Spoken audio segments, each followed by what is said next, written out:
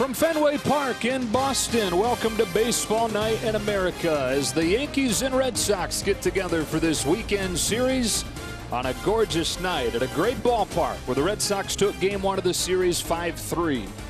Tampa Bay already a winner today, rolling over the Angels 13-3, so the deficit in the division for the Red Sox is 1.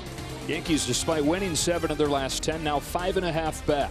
Red Sox have dominated the head-to-head between these teams this season, winning each of the first 4 games, and a big part of that, a big part of the surprising season they're having, EK, the left side of that infield with Bogaerts and Devers. Yeah, as good as there is in baseball, Devers has been swinging it again this year, leading the American League in doubles, driving in runs, and then at the shortstop position, Xander Bogaerts.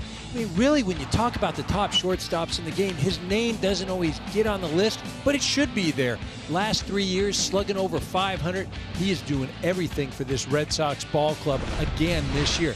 You take a look at some of these ranks for each of these stars. 5th in slugging for Devers, 7th for Bogaerts. These guys are both vote leading for the All-Star game in Colorado. They're doing everything. They're keeping this offense afloat, and this is why Boston is excited about this upcoming rest of the season. As far as the Yankees go, shockingly bad offensively over the first couple of months of the season. They've looked more like the Yankees lately, and right in the middle of it has been a resurgence from their catcher, Gary Sanchez. Talk about a resurgence. I mean, he was real good his first few years in the league. Last year just kind of disappeared. In the beginning of this season, nowhere to be found. But, man, he has come out with a bang, swinging the bat well, driving it into the seats. He has been as good as any catcher in the game over the last 24. I mean, you look at this last 16 games, 7 home runs, a slugging percentage of .782. Really, this offense will go as Sanchez goes. And they've been a whole lot better since the Red Sox swept them at Yankee Stadium first weekend of this month. We've got first pitch from Boston coming up on Fox.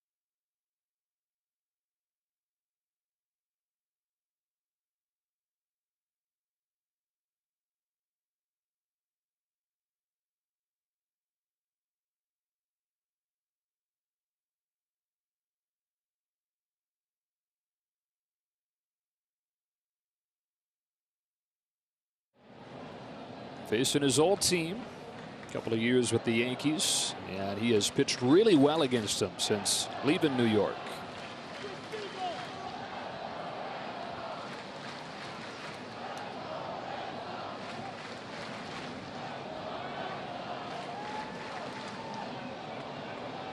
Evaldi's ready. We're ready. Jay LeMahieu waiting for the go-ahead to step in. I think everybody's ready to go now.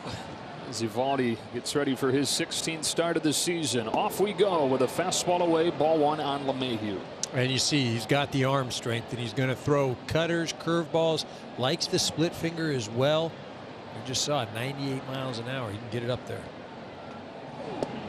Beat the Yankees on June 4th in New York. Gave up 2 runs over 6 innings. And 10 games against New York.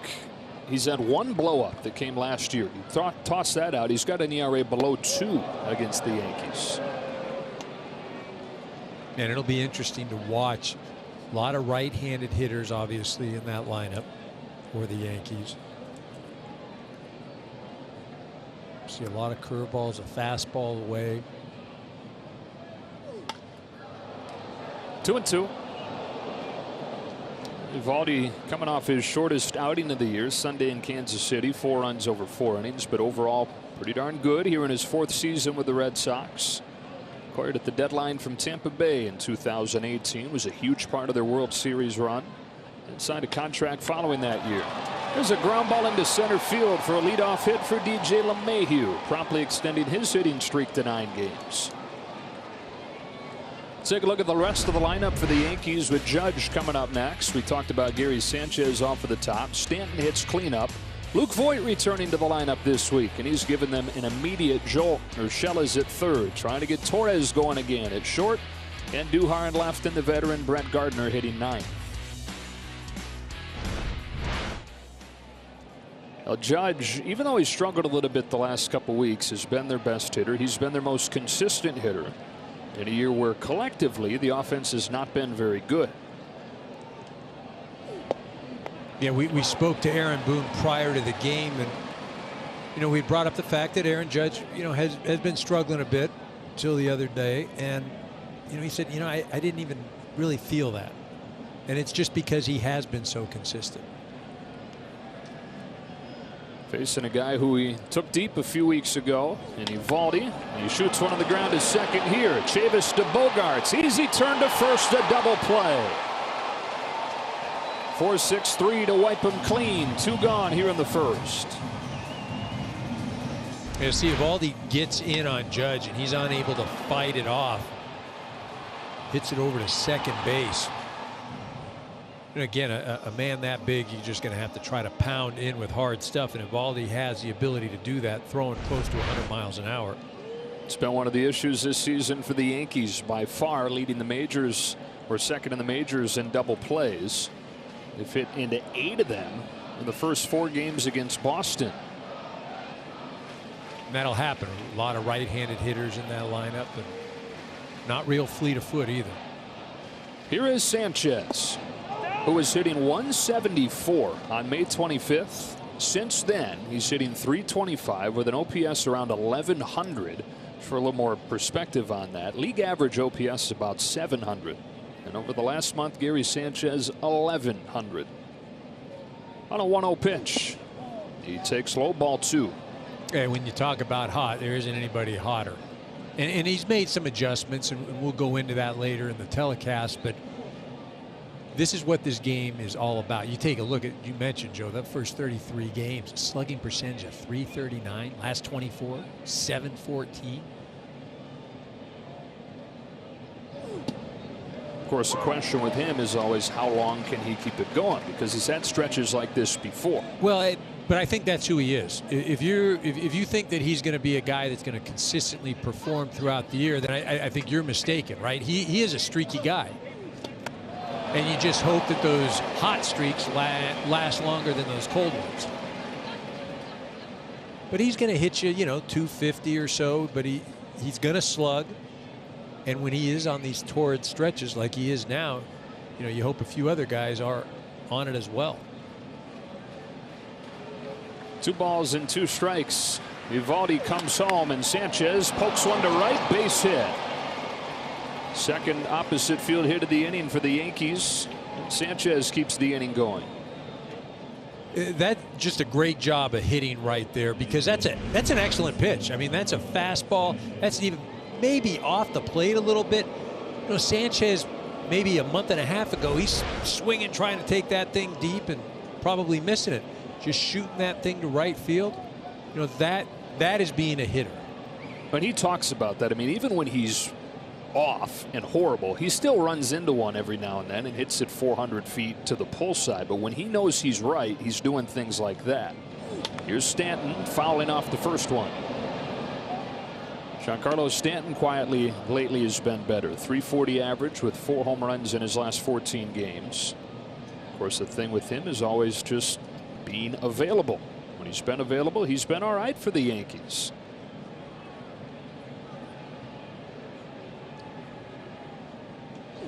That 38 home runs his first year was in 2018. But only 41 games played the last 2 seasons because of a variety of injuries. You know, and that's one of the most important things is being able to post, being able to be available every game. I mean, that is a tool along with power and speed and arm strength. The ability to play every day is just as important. You talk about tools. Nobody as toolsy as a hitter than this guy. Chase is here and he's behind 1-2. 8 of the 11 hardest hit balls in baseball this year have come from Stanton. Well, when you're talking about just sheer strength, look, he's on his own island. But he can be pitched to. I mean, that's the thing. You know, I don't know that I would call him a great hitter. I'd call him an intimidating hitter. But there are a number of holes in his swing. It's just as a pitcher, can you get there? And that's usually a problem. Not many pitchers can put it exactly where they want, and when they don't, he does some absolute damage. It's one thing Evaldi Ike has done really well this year is avoid damage. He's only given up 3 home runs. That's the fewest in the American League. Sanchez at first, 2 gone, 2-2. Breaking ball gets him swinging. And finishes off the first with a 0 despite a couple of base hits for the Yankees. Red Sox coming to bat for the first time after this on Baseball Night in America.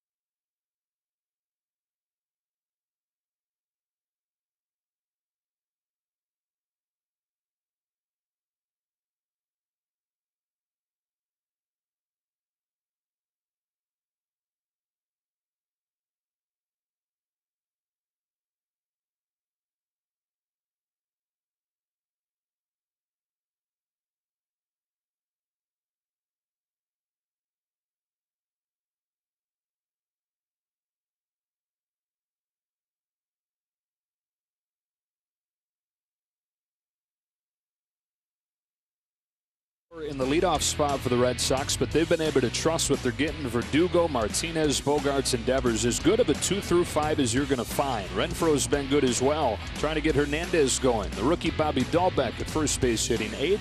And the first career start for Connor Wong, who, like Verdugo, is part of the return in the Mookie Betts trade.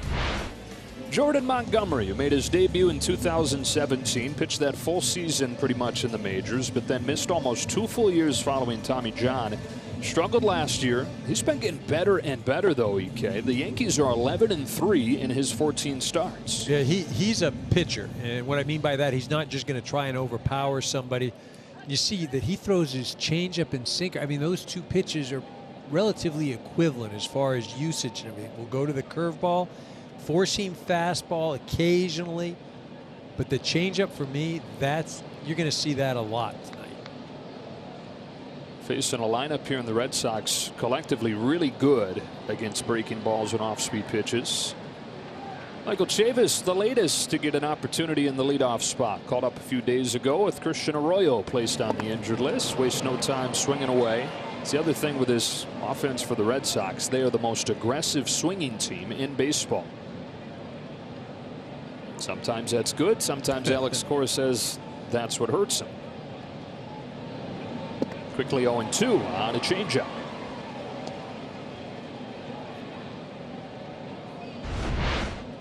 I just feel like the changeup will play in this ballpark tonight. You know, it's running away from the right-handed hitters. And I just, you know, the cutter, even the curve is a little tough with that green monster. There's a change again. And he's hoping that his improvements will translate to this ballpark, where in 3 starts in his career, he's got a .659 ERA and has given up 4 home runs in those 3 starts. Lets a 1-2 fly, and Chavis hits a bouncing ball to short. Sliding play, Torres pops to his feet, and a low throw dug out by Voit. Chavis the first out. Well, Torres isn't really known as being a slick fielding shortstop, but that play right there, very nice. Gets up the middle, able to slide, set his feet, gets it over to Voit. Could be an adventure this weekend for Miguel Andujar, who's new to the outfield, relatively speaking, playing at Fenway Park out there for the first time. So Torres make that play at short. Urshela really good defensively at third. They've settled back in with LeMahieu at second, with Voit returning from the injured list. One gone for Alex Verdugo, who has quickly become a fan favorite in Boston, with a lot on his shoulders, a lot of pressure, with his name being attached to Mookie Betts when he was the key part of that trade. But he hit above 300 last year. Good numbers again this season. And a lot of personality, a lot of energy to go along with it. Yeah, there's no question that this kid can hit. I mean, if he gets to play, you know, 150 games, he's going to put up numbers. And you mentioned the energy, the personality.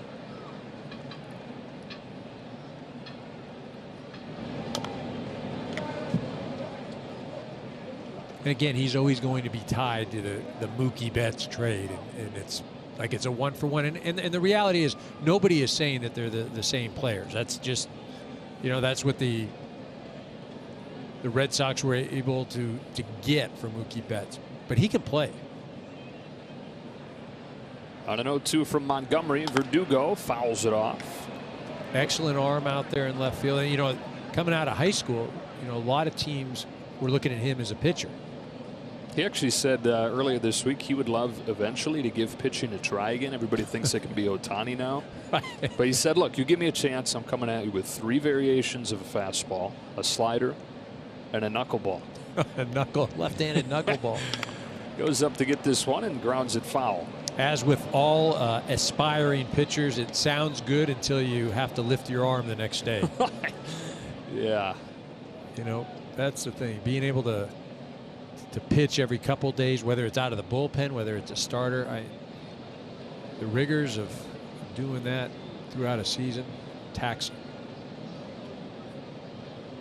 Chokes up, ready for another 0-2. You're in a scoreless first inning. Montgomery comes home. Verdugo fouls it again. Just turned 25 years old.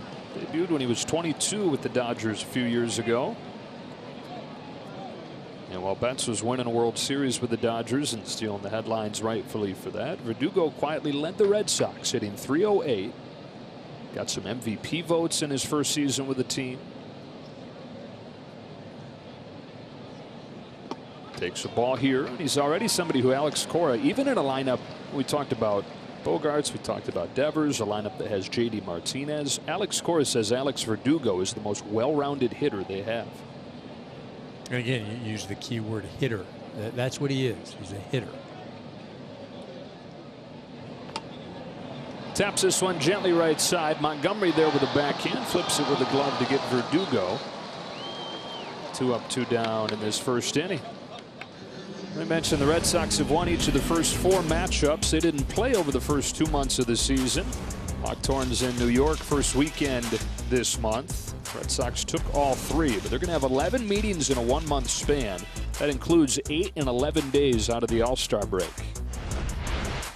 Yeah, I think that, a lot of questions are the Red Sox for real, and we're almost halfway through the season, so you have to say yes, these guys are good.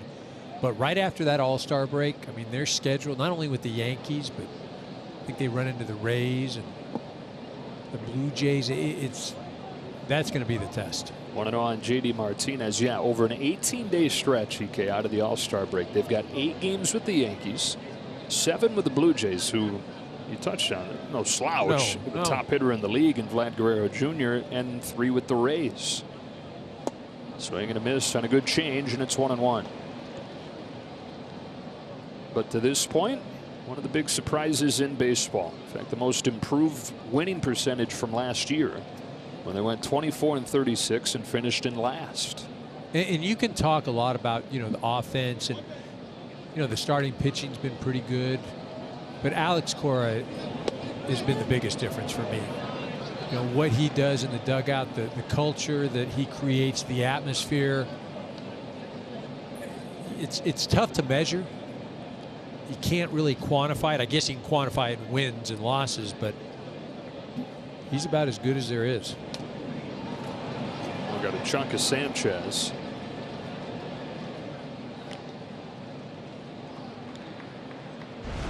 Feel like that was more of a hamstring, which is always better. Yeah, that's a thigh. Yeah, I mean, that doesn't feel good, but there's a heck of a lot worse places that could have gone.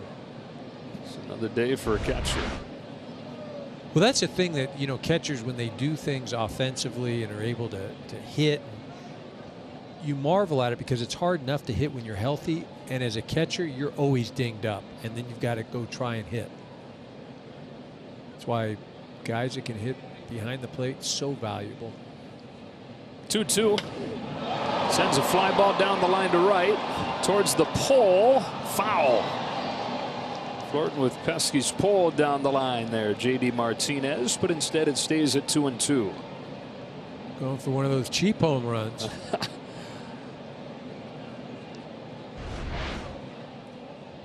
See that thing just curving foul.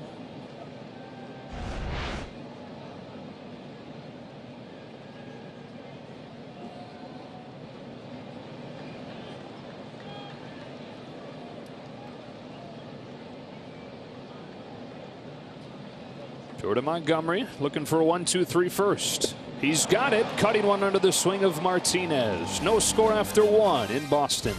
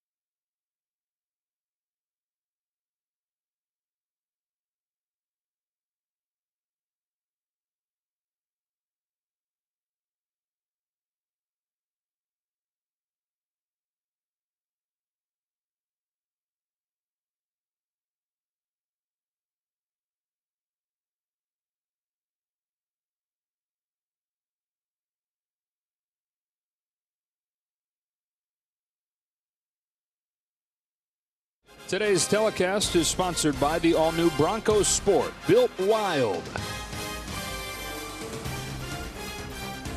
And by Allstate, here, better protection costs a whole lot less. Back in Boston, no score after an inning. To the second we go. Joe Davis and Eric Karros. Luke Voigt to lead off the inning. 2 home runs in his first 4 games back from the injured list. Missed a month with an oblique injury after he'd missed the first 40 games of the year following knee surgery right near the end of spring training. You know, one of the glaring weaknesses for the Yankees this year, having dealt without him, has been the production from first base.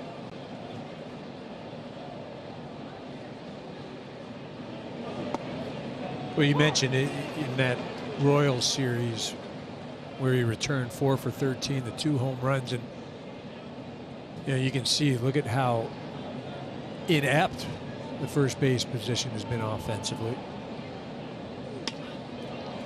Grounds one gently to short for Bogarts. And Voigt's the first out of the second. Let's check out the Red Sox defense. They've been really good in the outfield, leading the majors in outfield assists by a wide margin. Hunter Renfroe is first on that list, got his 11th outfield assist of the season last night. Infield's a different story. They've been the biggest reason that Boston leads the majors in errors. Pick your defensive metric, and the Red Sox are near the bottom. Well, and that's the thing is, you know, nobody wants to talk about errors. They think that's an antiquated stat. But the reality is they just don't pick up the ball. They don't field the ball. Strike one on Gio Urshela. You know, and it's not something that's new. I mean, last year they had 45 errors in 60 games.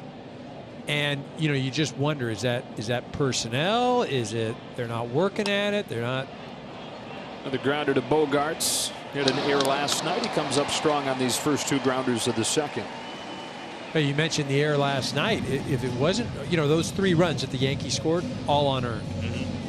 Right? And so that's something that over the course of the season, if you don't catch the ball and you give extra outs, you're not going to be playing in the postseason. You just won't.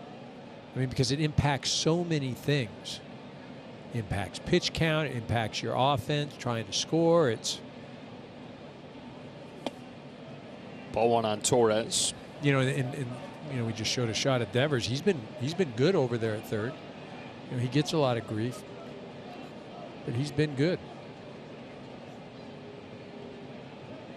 Yankees trying to get Gleyber Torres going again. 1 for his last 30. And really, it's not just this 30 at-bat stretch. It's the last season plus for a guy who is one of the best young players, one of the best young hitters in the game his first 2 years. But has only hit 6 home runs in the last 2 seasons.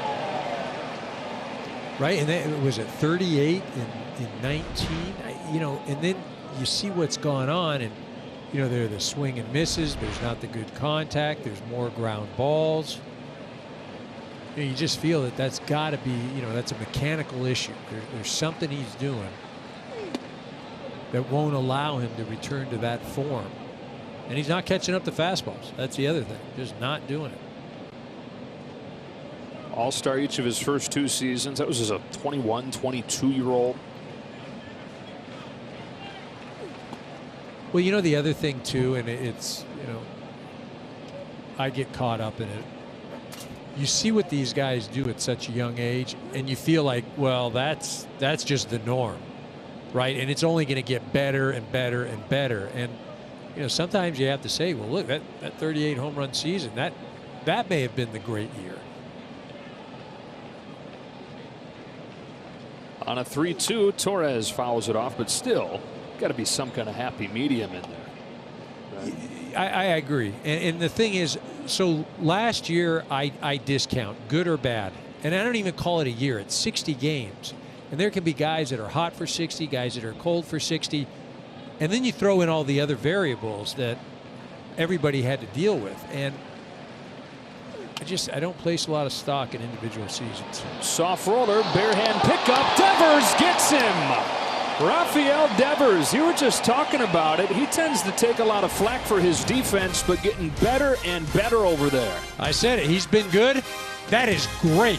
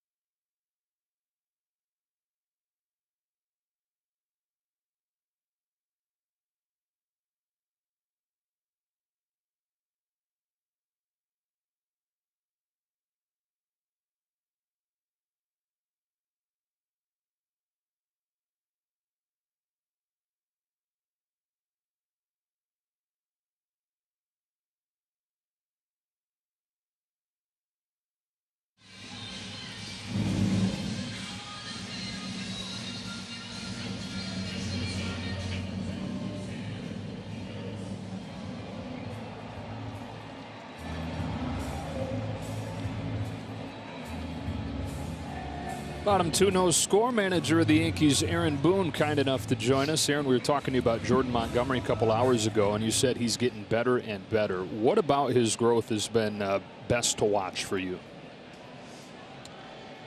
I think the continued improvement of his fastball. You know, he'll use 3 different ones. He'll cut it. He'll go 4-seam up in the zone, and he's also got a good sinker. But it's become a more reliable pitch for him, and that really sets up his secondary, which, you know, the changeup and the curveball really play for him. Aaron, we saw Gary Sanchez earlier in the year, and you know, you just kind of scratching your head. Now, your jaw just drops. What's been the big change? The lower half. He's quieted down his lower half. He's balanced at the plate, and just the way I would put it, he's consistently winning pitches. So even on days where he doesn't get hits or at bat he doesn't get a hit or something, he's on a lot of pitches now, and has frankly covered up a lot of holes that have been holes for him the last couple of years. What's it going to take for the Yankees to keep getting the ship righted, as it seems you have the last couple weeks? You know, I think it's you know, continuing our offense to continue to find their way and making it difficult on the opposing pitchers, which we've done a much better job of the last couple of weeks, and then our pitching continuing to be what they've been for us most of the year. All right, Aaron, we'll cut you loose. Appreciate the time. Thanks, Booney. Thanks, guys. Yep. Middle third of the order for the Red Sox here in the second. 2-1 on Xander Bogaerts, who is 4th in the league in average. He's 5th in the league in OPS. He puts this one in play, testing Montgomery quickly to it, but throws late. And just like that, the on-base streak extended to 21 games, longest active streak in the American League. I mean, when things are going well, they're going well. And offensively, he's doing it all. And even when he misses the barrel, he still finds himself a hit. What that will continue, though, is he's getting the majority of his hits to the pull side. So I don't know if that counts to the pull side, but technically, yeah. Oh, yeah. It's another one. First base runner of the game for the Red Sox, and it brings up Rafael Devers. The tremendous defensive play to finish off the top of the inning. Tied with Ohtani, the major league lead in extra base hits. Normally has been a slow starter, so what he's doing over the first few months here has him off to the best start he's gotten off to. Good chance he heads to the All-Star game for the first time. And Alex Cora says what he's most excited about watching in the second half is, okay, if this is the bar that he's setting for himself, he normally is a monster in the second half. What does that look like now? Right. You know, again, if this is a slow start, I mean, sign me up for another slow second half. On a 1-0 from Montgomery, Devers takes it high, ball 2. He's always been a guy, though, that can drive the ball. Not necessarily home run power, but it's the extra base hit power. In 2019, he led all of Major League Baseball in total bases. I think he had 54 doubles. Set a Boston record for extra base hits that year. Ropes one down the line, foul. Last year, had a good year, not a great year. So this has kind of been a resurgent season for him, back to where he was in that 2019 year. I don't count last year. Oh, that's right. I don't count the individual. The individual, it happened, but for individuals, it's so difficult because, again, at 60 games, I mean, you could be hot, you can be cold, and like I said, you throw all the other variables in there. 2-1. Devers punches it foul. Just look at the list of names that hit around 200 or below 200, from Chris Bryant to Jose Altuve to Cody Bellinger, Max Muncy on the Dodgers. I mean, they're Christian Yelich. Right. Guys who are always, when you play 162 games, going to look just about how they always look. Didn't have time to pull out of it. Normally it's a slow start. It was a full season. And remember also, too, there wasn't the video. You know, the guys didn't have access to the technology in the dugout. Urshela, not quite enough room, and he tumbles into the camera well. Kind of a scary crash there for Gio Urshela. Good to see him get to his feet. I don't know that I've ever seen anybody go into a camera well like that. It's almost like He tripped before he got there, lost his footing. I don't even know what that was. Wow. That is a long way down, too. I mean, usually guys get over there and then kind of lean. I don't know if Spike got caught or because he's usually pretty graceful. I mean, that guy can move. Aaron Boone says he plays defense like he's getting into a warm bath. Well, that was a splash. That was a dive into a cold pool. Full count on Devers. Well, he's still just 24 years old in his 4th full year. Debuted as the youngest player in the majors in 2017. Renfroe on deck. You know, it's amazing. You said he set a record for extra base hits for a Red Sox hitter. All the great players in the history of this organization. Caught the knob and do the 3-2 again. I mean, really, you know, you think you see this ball just running in and back of it. Hit the bat there. But you know, Mo Vaughn or Nomar Garcia Parra or even J.D. Martinez the last few years. Go back to Carl Yastrzemski. Oh wait, what about that guy Ted Williams? Pretty good one too. You're telling me that like I'm gonna have to check that again. Another 3-2. Devers watches ball 4, and the Red Sox put the first 2 on here in the second. Well, we just saw Urshela go over the railing there. Of course, one of the famous plays in the history of this series. July 1st, 2004, Derek Jeter. Patton to dive into the stands, and extra worth showing today. It's happy 47th birthday to Derek Jeter. Not quite as graceful. No, not even. We didn't even get the out to show for it. No, that was good to see that he's okay. So a chance for the Red Sox here in the second inning against Montgomery as Hunter Renfroe comes up. It's been a really solid pickup for the Red Sox.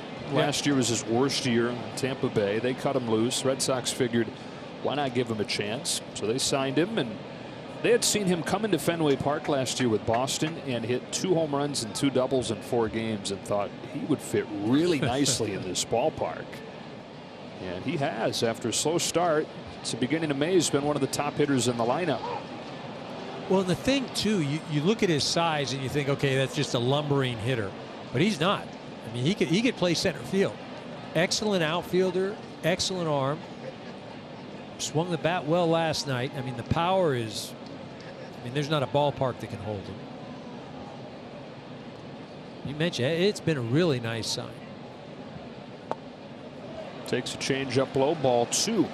And playing outfield in Boston is difficult a place as anywhere. I'd say that San Francisco, you know, playing center, playing right field there, but you look at the way that this ballpark is structured, and you know, all the angles, the short fence, the high wall, but right field, I mean, that is no picnic out there. Coming off a great night in the first game of this series, he had an early 2-run double, put the Red Sox out to an early 3-0 lead, and then he did it defensively as well, throwing out Gio Urshela at the plate. His 11th outfield assist this season. The average major league team has 9 as a team, and he's got 11 to lead the league. I mean, for me, that play that throwing out Urshela at the plate was the play of the night. And again, the Red Sox aren't known for their defensive prowess, although the outfield is good. But really, that play changed the outcome of last night. On a 2-1, it's inside ball 3.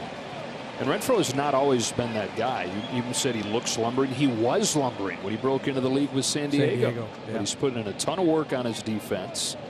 Padres traded him to the Rays prior to last season. And now in his first year with Boston. Low risk, high reward signing for Hein Bloom in the front office, and leaning more towards the high reward part of that. 2 on, nobody out. The 3-1 pitch. Renfroe swings through it. Change up. 3-2.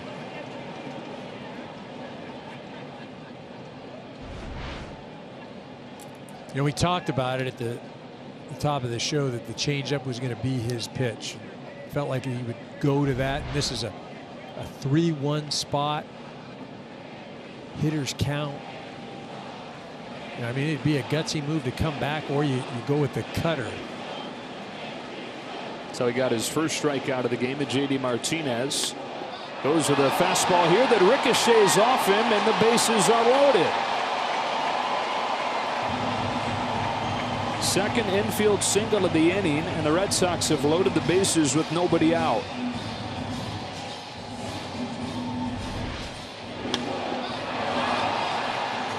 I mean, the Red Sox were lucky that ball hit Montgomery. LeMahieu was playing right on second base. That ball would have been right to him. Instead, Yankees get a bad break right there. Bases are loaded, nobody out. Could have very easily been 2 outs, runner on third. Yeah, this has been an issue for Jordan Montgomery this season with runners in scoring position. Opponents hitting .349. That's the second highest average against in the American League. The other issue has been pitching away from the Bronx. Over the last 3 seasons, one of the largest differentials between his home and road ERA, and especially facing Boston. He's been good in New York, but an ERA around 6.5 at Fenway Park. Yet to pitch past the 5th inning in a game in this ballpark. Again, it's you look at this inning though, right? Bogarts hit a ball about 12 feet. Boom, base hit.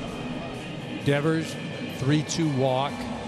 This ball was, would have been a double play if it doesn't hit Montgomery. So just an unfortunate situation for the Yankees right now. Had a big spot here in the second inning for Kike Hernandez. In his first year with the Red Sox. Free agent signing, coming over after winning a ring with the Dodgers. But a chance for him to play pretty much an everyday role, which he didn't necessarily have with the Dodgers.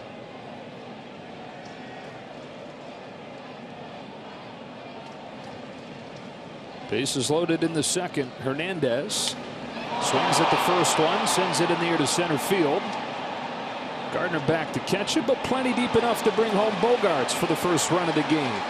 Kike Hernandez with an RBI sac fly, and it's 1-0 Boston. Yeah, nice job by Hernandez there for a couple of reasons. Not only does he get the runner in, but Devers moves from second to third. So 1 out, still have an opportunity for another sacrifice fly. It's a nice job by Kike.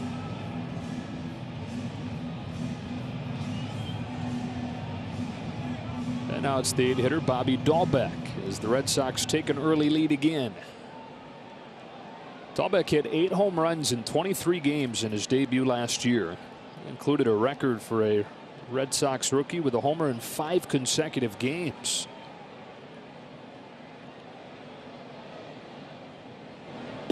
Yet to really duplicate that success so far this season. Though gaining confidence lately, hit a home run against the Yankees the first time these teams met up, and has been much better since.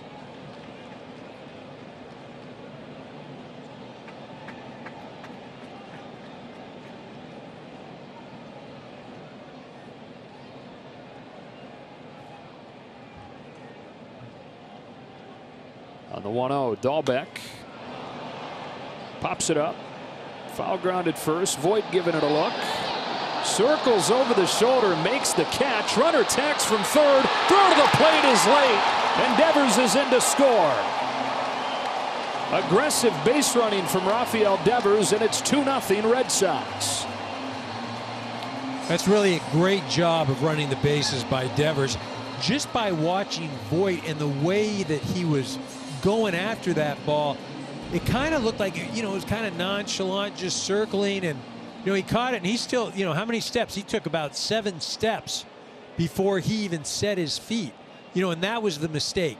If you're going to go after it like he did, then you have to know as a first baseman, the minute I catch it, I've got to look home. I've got to look home. And he didn't. He still kept kind of running around. And Devers, that's great job of base running. 2-0, 2 gone in the first big league at bat for Connor Wong. I mean, I'm going to go back to Devers. It's, we talk about at the top of the show all the things he's doing offensively. So far in this game, made a great play at third, barehanded. He walked and then has run the base as well. Yeah. Has nothing to do with hitting extra base hits or driving the ball out of the park, and he's already impacted this game.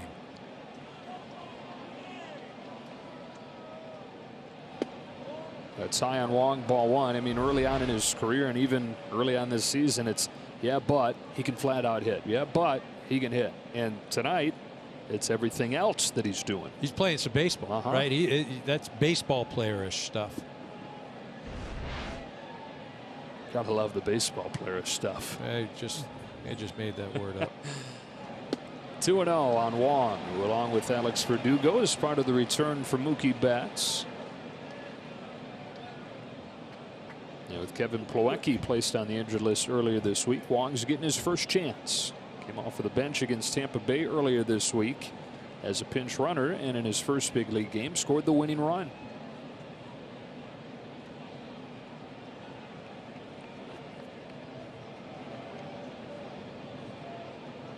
(2-0). 2-1. I got to go back one more time to Devers. You do realize that Bobby Dahlbeck, that's a sack 3. Yeah. That's a sacrifice fly in a first baseman. That better be a steak dinner on the next road trip. Goodness. Huh? Dahlbeck's got to take Devers out with the finest cut of meat. Montgomery home 2-1. 2-2.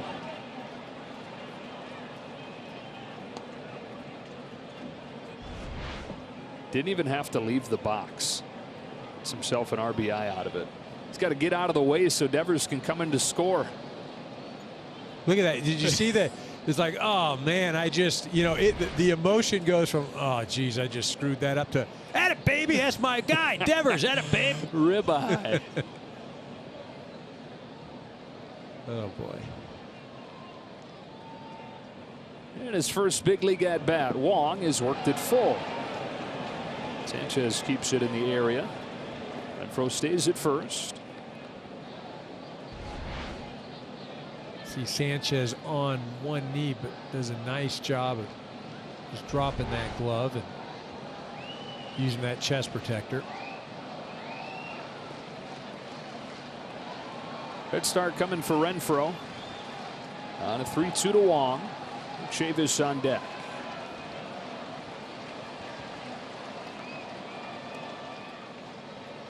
There he goes. Here it comes. Wong shoots a base hit into right. Opposite field single in Wong's first career at bat.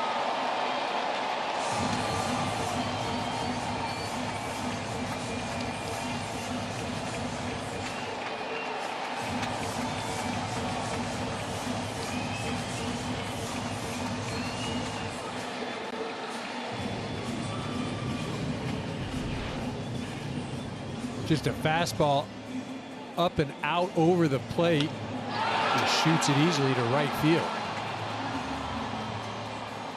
Well, part of the Mookie Betts trade was budgetary. Part of it, though, is to replenish the farm system. They got a very talented infielder in Jeter Downs, and they got Connor Wong, who they're high on. And he now has the highest batting average in big league history. Back to the top, Michael Chavis.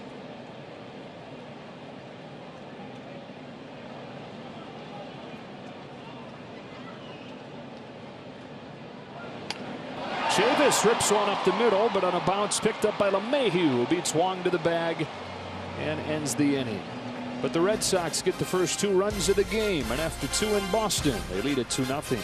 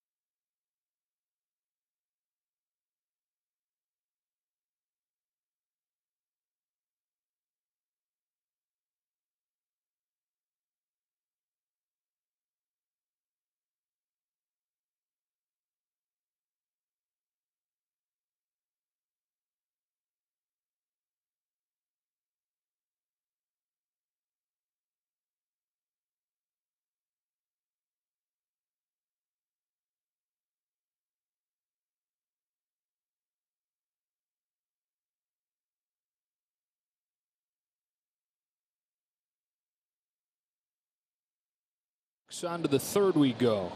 Joe Davis, Eric Karros, Miguel Andujar to lead off this inning for the Yankees against Nate Eovaldi. Starting pitcher tonight for the Red Sox. Starting pitcher earlier this week for the Red Sox, Nick Pivetta, joins us. Nick, how are you? Good, good. Enjoying watching Evo pitch right now. Well, I know Red Sox fans enjoyed watching you pitch the other night. 6 2/3, no hit innings in Tampa Bay. Had to be some kind of experience for you, huh? Yeah, it was really exciting. I mean, just put a lot of hard work over the past 5 days with Bushy and with the crew. So, you know, made some really good adjustments with my delivery. Was able to get my curveball over really well the other day. So it really helped out all in all. But the obvious conversation is, man, you get yanked out of it. Pretty good company, huh? Joining Babe Ruth as the only guys get pulled out of a no-hitter in a Red Sox uniform. But tell us about the conversation that you had with Cora and what that felt like to get taken out that close.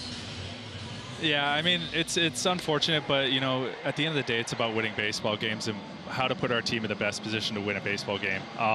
You know, JT was coming in for those lefties. He's been nails for us for the past, I think he has 20 batters faced. I don't think he's given up a hit or something like that. So he was the right matchup for that moment. And like I said, you know, I was at 100 pitches. You never know what's going to happen in a baseball game, and right there is just a pivotal moment. Here's Brett Gardner, ball one. Have you ever thrown a no-hitter at all at any level? I mean, like even go back to Little League? No, I have not. That was the furthest I ever made it. So what's been the biggest difference with you from Philadelphia to here? I mean, how are you a different pitcher? Yeah, it's a great question. I mean, to be honest with you, it's I mixed in really well with these guys. You know, they won that World Series back in 2018. Quite a few of those guys are still there. And I think what it is these guys know how to win, and they know how to go about their business each day. They know how to grind out ABs. They know how to play really great defense. And I think that's what's the biggest difference is I learned just how to be part of a baseball club that has an understanding how to win. It helped me develop and help me move forward. And I think that's what's really helped me a lot. Also having Christian here with me, you know, he's caught a lot of great pitchers, and just kind of learning from him, learning from Nate, you know, had Sale around here a little bit here and there. So I think it's just as a group, I've learned a ton. So, you know, you're talking about being part of this group and being part of this team. Yeah. Who would you least like to face on your team? Like, man, that's just not a good matchup if I had to throw to this guy. Or did you get them all out? Or can I say, man? Probably. I think for me, a tough one is what I've had trouble with in the past, because I faced these guys a couple times in my career. It's Bogey. I had a difficult time with him just because he stays within himself really, really well, and he has a really great plate coverage. So I think for me personally, Bogey's probably number one. Bogarts, yeah. A lot of guys probably have that Right. answer. Yeah. What do you think of Eovaldi so far tonight? You know, he's got great command of the strike zone. He's working his breaking balls really well. He's working in really well right now, and I think just the pace that he has right now and the command of the strike zone, he's just putting to these guys right now. It's really fun to watch. All right, so here's another kind of dorky question here. If you can have one pitch on your staff, whose pitch would you want? You got to be quick. Whose pitch would you want? Nobody's. I got everything. You got I them need all? right now, All right. to be honest with you guys. I love it. Got everything I need. Nick, Happy appreciate with the where I'm time. at. All right, thank you so much. Take care, guys.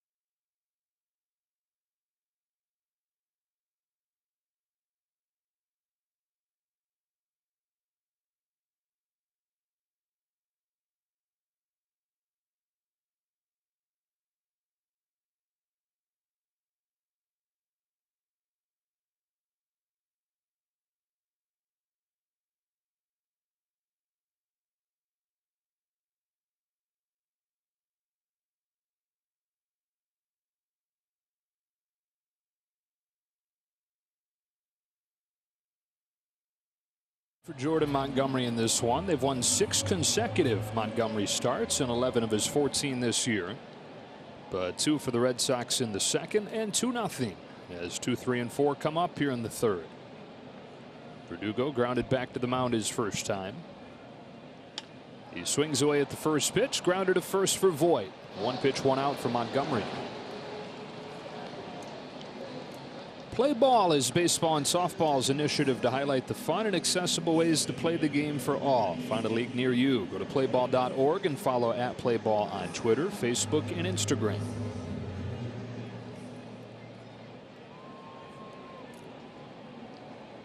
One gone. Here's JD Martinez, who is one of the hottest hitters in baseball over the first month of the season, but has been more ordinary in the 2 months since.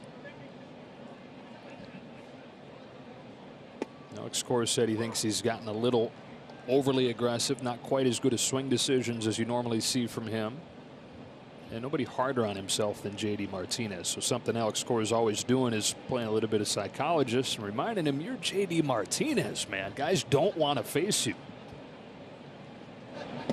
Right, and when to take that a step further, guys don't want to face you. Guys aren't going to give you pitches to hit. And he feels like he's getting himself out right now. Pitchers aren't getting him out. He, because of his aggressiveness, because he wants to make things happen, you know, he is the issue right now. And look, guys are going to go. I don't care how great a hitter you are. You're going to go through stretches where things don't feel right. You may not be seeing the ball well. You know, if you're not seeing the ball well, then okay, maybe I've got to do this with my foot, or I'm going to move my hands here, or I'm going to bend, or I'm going to. At the end of the day, it's just got to feel right in the box. You know, it would be crazy. There'd be stretches where, you know, it just, I'd be doing everything trying to figure out, trying to get right. And I'd be hitting in the cage. I'd be tinkering with stuff.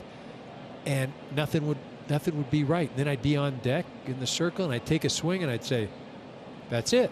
There it is. And it could be that simple. On 1-2, Martinez pulls a bouncing ball to third. Backhander Shella. Wide throw, but Voigt's there. 2 up and 2 down.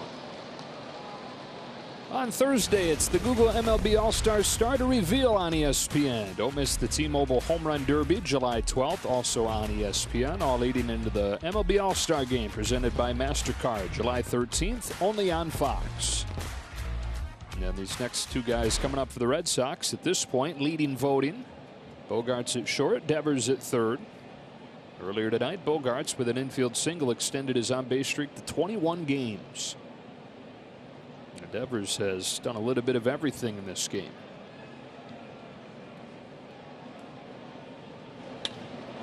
Finds the first one that he sees into deep center field. Gardner turning and watching it hit off the wall. Ricochets back the Judge, and Bogarts has a 2-out double.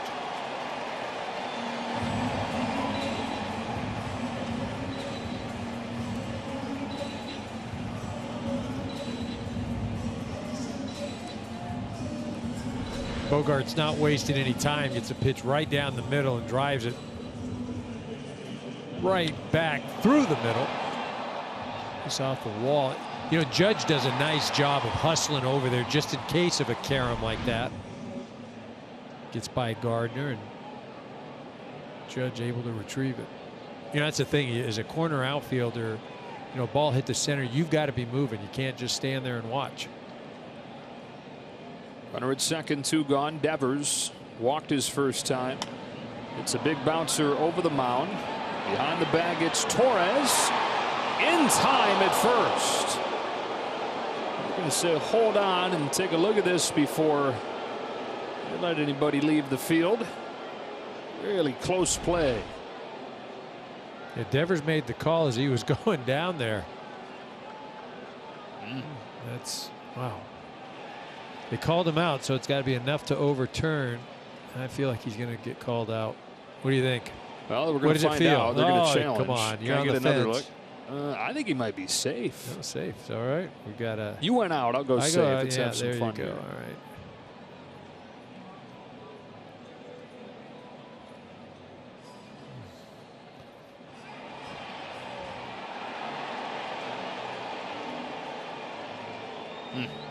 I mean, it's only because, like, I can't make that call. It's only because the umpire made the call out. Now you're going to get into the whole thing. Is it in the pocket of the glove? It doesn't have to hit the back of the leather of the glove. It just has to be in the pocket.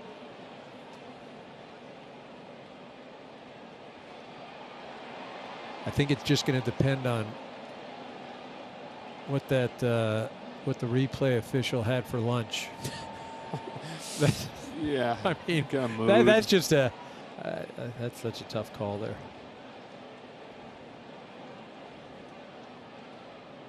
You know, and I didn't really see a definitive angle. You see it from so many different views.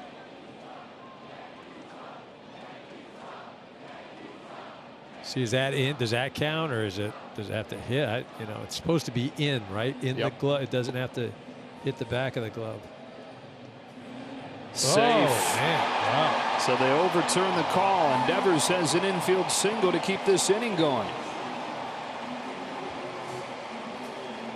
Montgomery's just got to be going, man, you got to be kidding me. I'm getting doinked to death. But has 3 infield hits out of the 5 hits total for the Red Sox, and one of the 2 runs came on a sacrifice fly to the first baseman. Talk about a tough 2 runs across, and 2 base runners here to have to face Renfroe. Hey, give credit to Devers too, though, hustling down to first, right? Second time his hustle has counted for something for the Red Sox, scoring on that sac fly to the first baseman last inning. Renfroe, who singled his first time up, couple hits, couple walks in this series. First one from Montgomery. Takes a rip at a chest high pitch, and it's 0-1. Yeah, he saw it up there and he says, I can get it. And then once he started the swing, he said, man, what the heck? What am I going after that for? Look good. They always do up there, right? Don't they? Jeez. Bogarts at third, Devers at first. 0-1 pitch.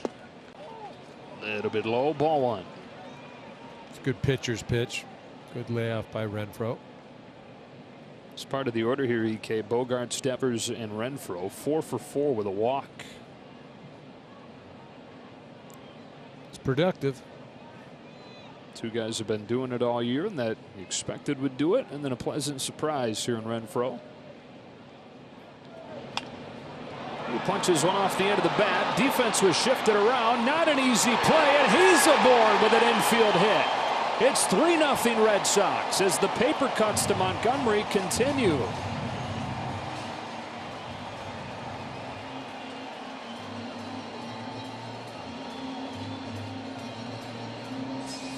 Well, you mentioned that the Yankees shifted. See, LeMahieu is on the left side of second base. He has to come over, and then unable to make the good transfer. We said Renfroe, you know, I'm not going to say he's fast, but he moves pretty well for a big man. This is unreal what Jordan Montgomery's enduring here. Right. It's now 4 out of the 6 hits have been infield hits. How do you think the exit velocity is looking on those 50s, 60s? Right. I mean, that one was 60. 60, right? Got to be 95 to be considered hard hit. For this visit, a quick word from Hankook.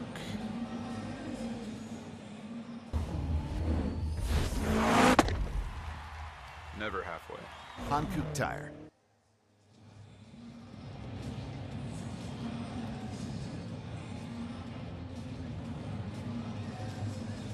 Red Sox 3, Yankees nothing. 2 gone third inning. Kike Hernandez, who had a sacrifice fly on the first pitch that he saw last inning. Started this season as the leadoff hitter, really struggled. And so Alex Cora went away from that. Has been trying a few different guys in there. Hernandez hitting 7 tonight and taking ball 1. Had always hit well against left-handers in his Dodger career. Could show power. Really a versatile player. Do so many things. Super athletic.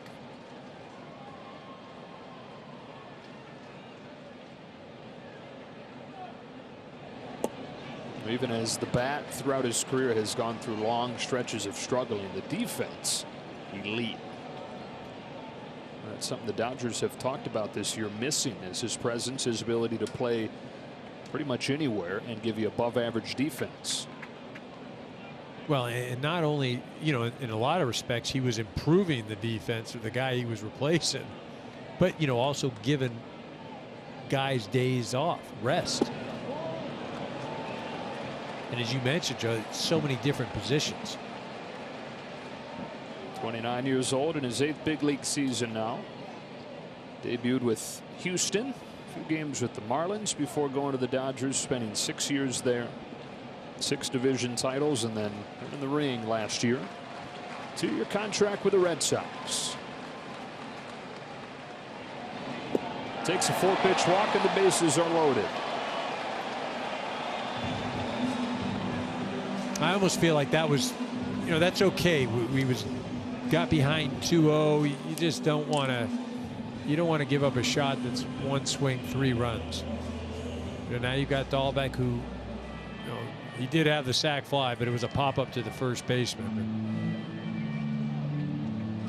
I feel like you make a pitch here, you can get out of here with limited damage.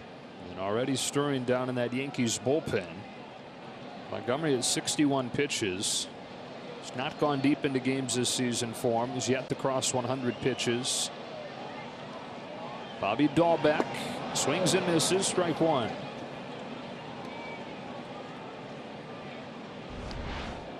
Good curveball right there, and see Dahlbeck just swinging through it.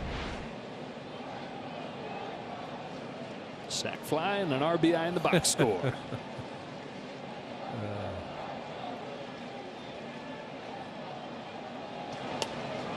And he turned it up with a fastball, and it's quickly 0-2.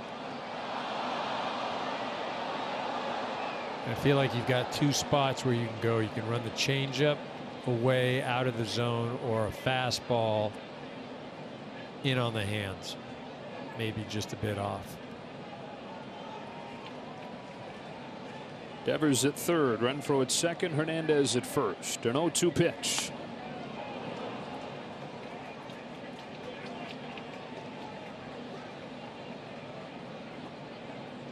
With the off speed there. Dahlbeck doing a nice job of fouling it off. Rookie will turn 26 years old Tuesday. Bases loaded, 2 gone, 3rd inning, 0-2 pitch again. Dahlbeck takes it in the dirt. Good stop by Sanchez, 1-2.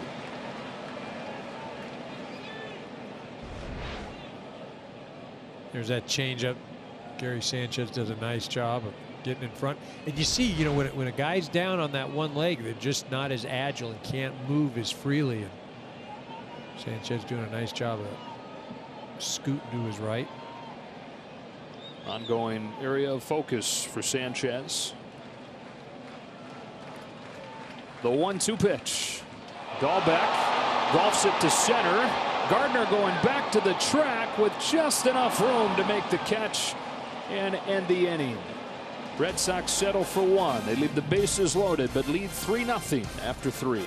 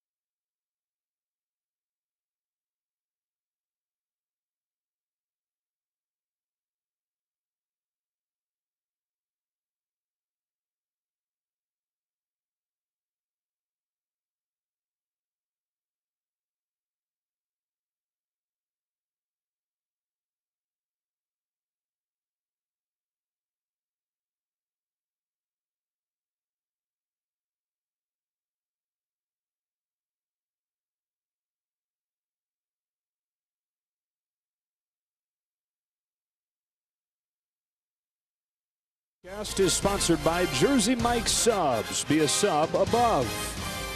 Now by Liberty Mutual Insurance. Only pay for what you need. Back in Boston, Red Sox trying to get their 5th consecutive win over the Yankees to open this season series after the Yankees won 9 of 10 last year. 3 scoreless innings for Nate Eovaldi. Faces 2, 3, and 4 in the Yankees lineup here in the 4th. First one to Aaron Judge, and there for strike 1.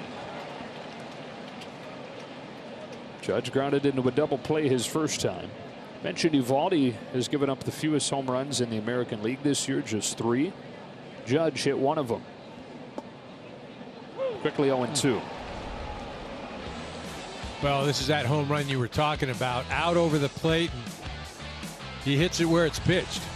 Shoots it over that short right field wall at Yankee Stadium.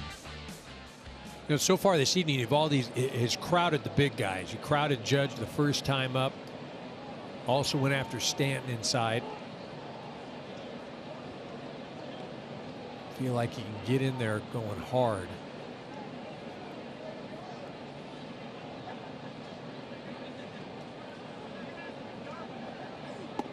Goes away here, ball 1. Get him looking out there, and again, you're throwing 97, 98 miles an hour. Run something in. That's the thing, 97, 98, and it's not even what he's known for. It's like he just pulls that out of the back pocket to go along with a curve that the league's hitting 150 against. Slider that he's reincorporated, good splitter. Cutter's not been quite as good, but when it's right, it's a weapon. Judge pokes one into right center field for a leadoff hit. First hit of the weekend for Aaron Judge, and the leadoff man aboard here in the 4th. Brings up Gary Sanchez, and time for Above and Beyond, sponsored by Jersey Mike's. It's been really a roller coaster last year for him, in and out of the starting lineup. Lost his job in the division series last year, but it's been a roller coaster of a career. He had that debut where he was as good as anybody over the first couple of months. Was an all-star in 17, bad in 18, all-star again in 19. Before, I know you throw it out, but a bad 2020. And the thing about it, though, is I think the one consistent thing that he's been throughout his career is streaky. That's what he is. Consistently streaky. That's exactly. Yeah. And you look at last year. Okay, let's just pretend that, you know, he goes in stretches where 30, 40 games he's not good. Well, 30 or 40 games last year is almost, you know, it's over half the season, and then, you know, you throw on another 20 and you go, oh man, it was a terrible year. Well, you know, it was a bad stretch. You know, I think if you look back even to his first at bat, you see pops this one up. But his first at bat, he had 2 strikes on him, and he shot a ball to right. I mean, he is, you know, he's a threat up there, and he's hitting. He's not just up there swinging. And the Yankees, to the dismay of some fans, have continued to live with the valleys because the peaks can be so high, and hoping that this one runs longer than sometimes does. 1 gone here in the 4th inning, and up comes Stanton, one of the 2 strikeout victims of Eovaldi so far.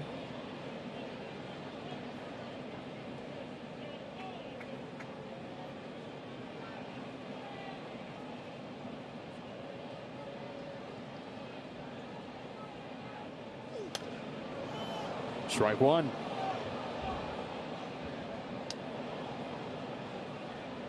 Got Stanton last time with the breaking ball, just kind of waved at it and started him off right there with that 98-mile-an-hour fastball. I'm not sure I see these Yankee hitters turning on a fastball right now, and I know that that's not what he's known for, but I think he can get away with that tonight. The Yankees better the last few weeks, but overall, it's been shocking to see how bad as a lineup they've been when you consider how dominant they've been really perennially. And it's the same cast of characters. I know they've dealt with a few injuries, but for the most part, this is the same group that's been top 5 in the league in runs scored, top 5 in baseball in runs scored 4 years in a row. Well, and again, though, the velocity is a little better. You know, it's as far as what pitchers are featuring, and they just haven't hit with runners in scoring position. I mean, if you want to get down to it, they are an American League worst coming into this evening, hitting .218. And they've been able to overcome that in years past because they've hit home runs. Right. But Well, until recently, they haven't. Well, and they're not really slugging this year. Right. Right. So that's the thing. And are they going to come out of it? Starting to. I mean, are they really? It's you get Voit back, and you get kind of excited. For me, it's not going out. It's Torres. Torres is going to have to. He doesn't even have to be, great, but he has to be better than what he's been over the last couple of weeks. DJ LeMahieu, who's been one of the top hitters in the league, his 2 years with the Yankees, hasn't been himself for most of the year. Right. I feel like I can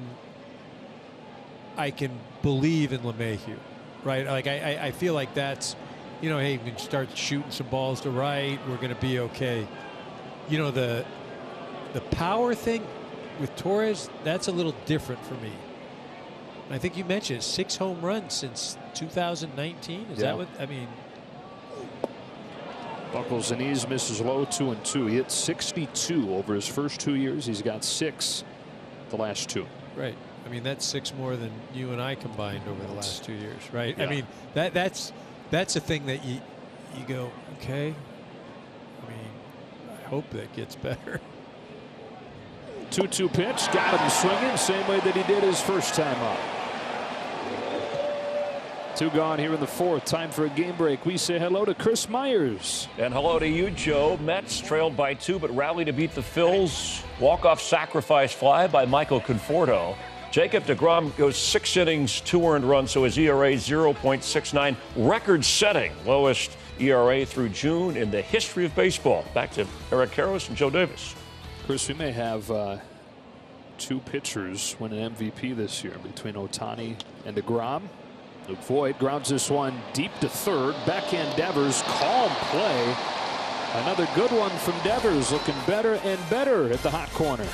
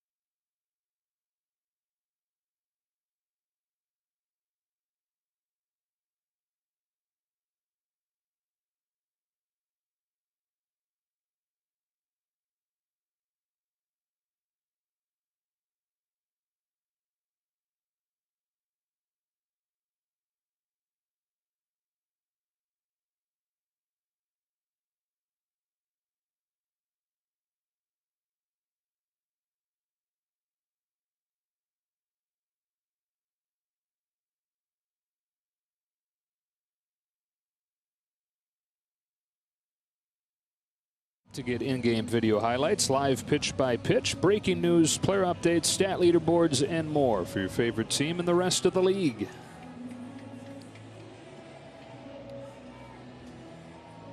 Joe Davis and Eric Karros back at Fenway Park. Red Sox getting 2 in the second, 1 in the third.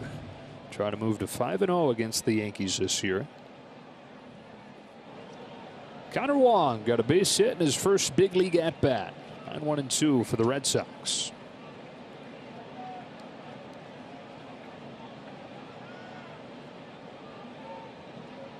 Jordan Montgomery comes home. First pitch breaking ball is in there. It's going to be interesting to watch the Red Sox as the deadline approaches. We talk about Wong and Jeter Downs came over in the Mookie Betts deal, trying to replenish a system that has not been very strong in recent years. What do they look at in this deadline? I mean, the chairman Tom Werner said yesterday that he doubts they'll give away any top line talent or a lot of talent for a short-term fix. It's still an organization building for the future. But you figure they also deserve some help with how great of a start this group's gotten off to. Breaking ball gets Wong swinging, 1 away. Well, and that's the thing, is as a player in the clubhouse, when your team's doing well, you hope you get some help from the front office around trade deadline. And that sends a signal. And it's either, yeah, hey, they're behind us, and, you know, it's kind of an extra spark. And then if there's nothing, then it's like you can go one of two ways. You can go like, you kidding me? Our own organization doesn't believe in us? Or it can be, all right, well, screw them. Screw them. I'll show you. Strike one on Chavis. And I feel like Boston, you know, look, if you're competing for the American League East, then that tells me you're one of the best teams in all of baseball. I mean, historically, that if you can compete in that division, you're a potential World Series winner. And I don't know that there's any team out there right now that I just go, oh, gee, I mean, why even bother? Because this team's going to. I mean, Houston is playing like that right now. I think you go over to the National League, I think everybody expects the Dodgers to get to that point. A couple chases on breaking balls. Back-to-back Ks for Montgomery to begin this fourth. And I feel like Boston has got to do something. Now, maybe that's an in-house thing, right? Maybe they're going to be excited. Chris Sale is going to, you know, fly in, and that's going to be your guy. But you can always have help in the bullpen. I think there's going to be some opportunities. Yeah, they could use some help in the leadoff spot. They have the worst OPS in the majors out of the leadoff spot. And Alex Cora said he doesn't want to move 2, 3, 4, 5 out of their comfort zones. Verdugo, who bats here, could be a natural guy to bat in that spot and has before, but he said he doesn't like hitting there. He's not comfortable in that spot. So Cora's leaving him there. There's a guy named Jaron Duran, who's their top positional prospect at AAA, doing really well. That Red Sox fans are kind of sitting there saying, okay, when is this going to happen? But figure at some point this year you could see Duran. And the trickle down from that is that potentially you get Kike Hernandez to come in and play second base, where he grades out better than he does center.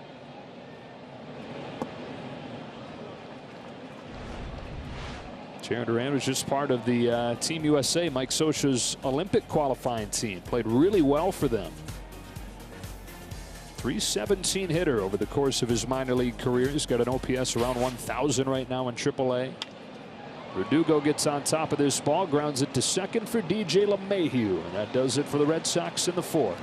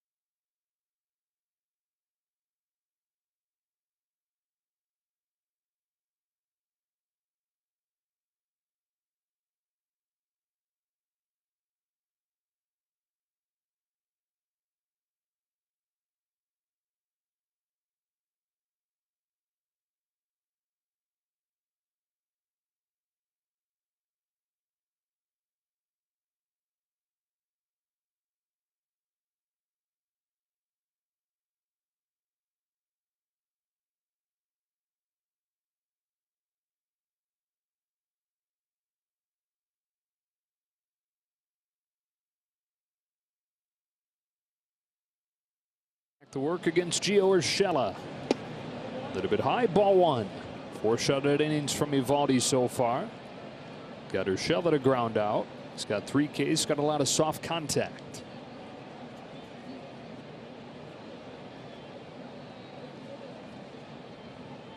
Is 1-0. Ball 2. Hey, you mentioned a lot of soft contact. He's worked ahead of most of these guys. No walks. 31-year-old in his 10th big league season. It's a fastball by Urshela, and it's 2-1. Former Dodger, former Marlin, and former Yankee. That included a 14-3 season in 2015 with the Yanks and at Tampa Bay. Acquired in a trade July of 2018. Rifles this one outside, ball 3. It's fun to watch pitch. Well, he really is, and for a couple of reasons. Again, he's usually around the plate. He can dial it up close to 100. He's got an excellent breaking ball, and this guy competes, and he'll take the ball whenever you hand it to him. Urshela turns this one around to left center, but a sliding play by Alex Verdugo. One gone here in the 5th. Ball had a little top spin on it. Verdugo goes down on a knee to make that grab. Urshela hit that ball hard. Baldy excited. One gone 5th inning. The hitter is Torres. Takes a slider low and away, ball 1. And a Boston team that has been awful defensively much of this season. It's been sparkling defensively in this game. Caught the corner there, 1-1. Well, you know, they were telling us that they came out and they took infield, which is a rarity nowadays. I mean, it's a good, you go out and take infield. The bad thing is you go out and play great defense. You might have to go out and take infield tomorrow, and then it's like doing the chores too well the first time you're asked. Leave some dirt. Right. They won't ask you again.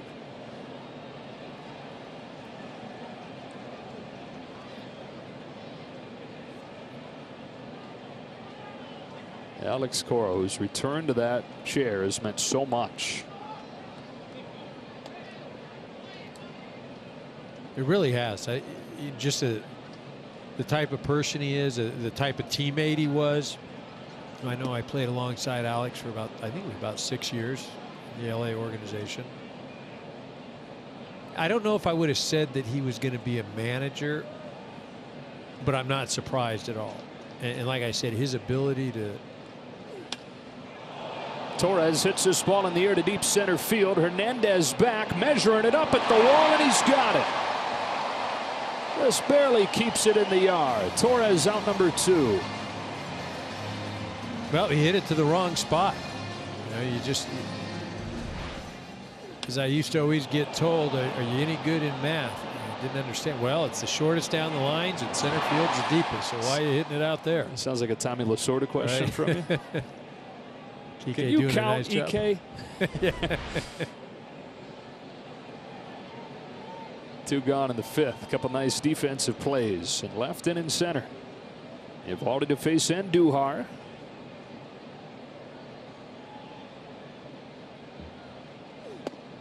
A fastball rifled in there, strike 1. You know, one of the things to wrap on the Alex Cora thought, and why he is so good.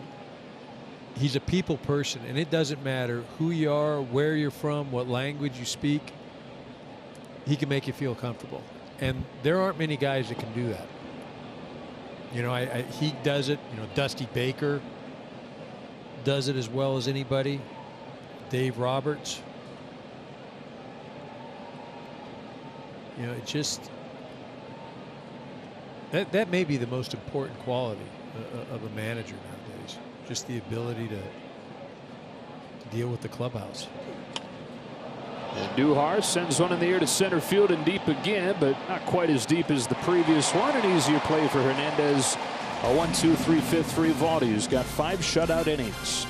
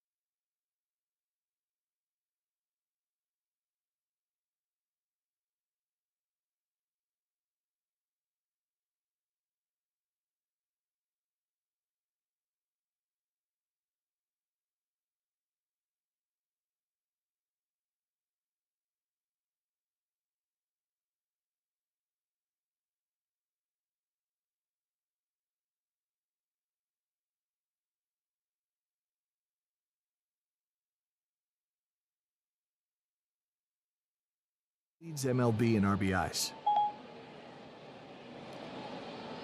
Red Sox 3, Yankees nothing as we go to the bottom of the 5th inning in Boston. Got 2 in the 2nd and 1 in the 3rd against Jordan Montgomery, who now faces J.D. Martinez. Bogarts and Devers here in the 5th. Martinez 0 for 2 tonight, 0 for 5 this weekend. On the first one from Montgomery, watches strike 1. But Montgomery looked like they're back in the 2nd and 3rd inning, might have a quick hook, but was able to get through that. A lot of soft contact, some poor luck for him. And here he is trying to complete 5 innings at Fenway Park for the first time in his career. That's a line drive up the middle, caught by LeMahieu for the first out of the 5th. Baseball's 2 biggest events of the summer, back-to-back, with the action beginning at the T-Mobile Home Run Derby on ESPN, July 12th at 8 Eastern. Then catch baseball's biggest stars at the 91st All-Star Game, presented by MasterCard, July 13th on Fox. Coverage begins at 7:30 Eastern. And the next 2 guys coming up for the Red Sox most certainly will be there. For Bogarts, it'll be his 3rd All-Star game. It'll be Devers' first appearance. Top of the zone, strike 1.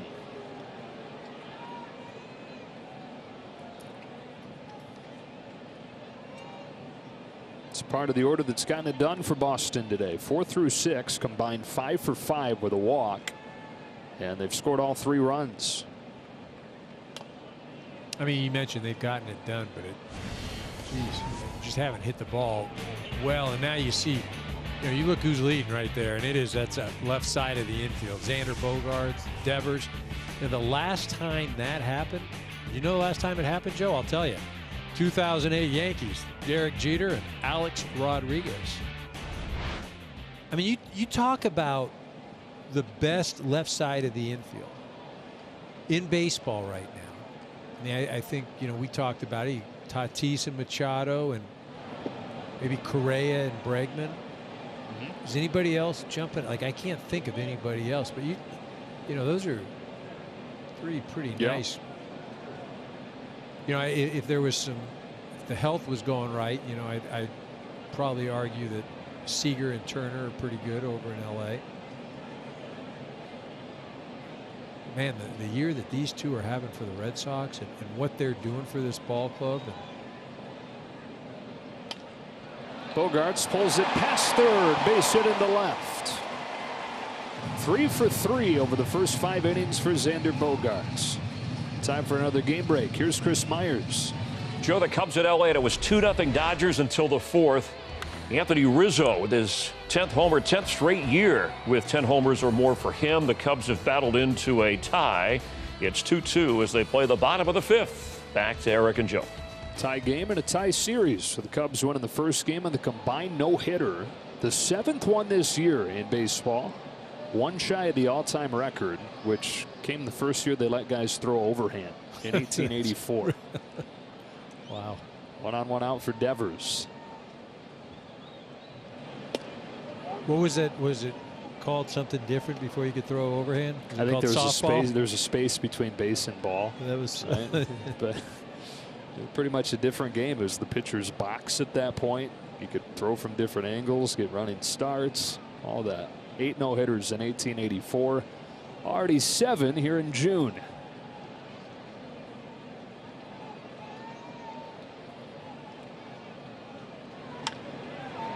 Bounce it to first. Voit steps on the bag, and now a tag play with Bogarts. They'll get him. Torres slapping that tag down to finish the inning. Montgomery faces the minimum here in the 5th. It's 3-0.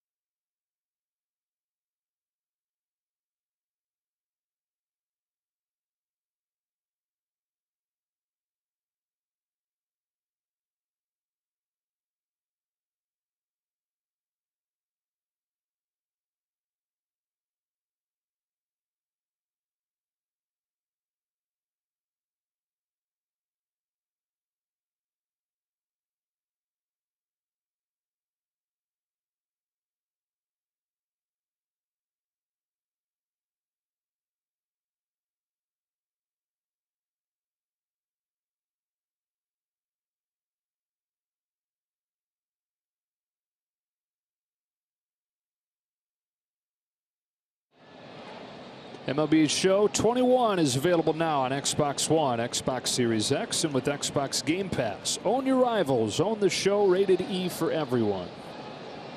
Joe Davis and Eric Karros back at Fenway Park. 3-0 Boston to the 6th inning. And Brett Gardner taking ball one from Nathan Eovaldi. Gardner with a strikeout his first time is 2 for his last 25. And is part of an issue on this Yankees team they hope to address at the deadline. Actually, a couple issues. Number one, center field. Number two, left-handed hitting. The least productive team in the American League in both those regards. Yeah, I mean, you look at this team and just the roster construction, it leaves itself susceptible to dominant right-handed starting pitching. And I understand, Aaron Hicks, he was going to be the center fielder, but he hasn't been healthy, and he's not the answer. But the reality is there are a number of things where the Yankees are going to have to improve. I mean, and maybe it's from within, but up to this point, they may have to go outside the organization.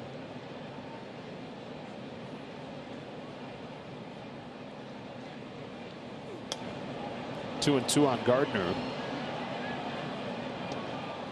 Ketel Marte's name has been brought up.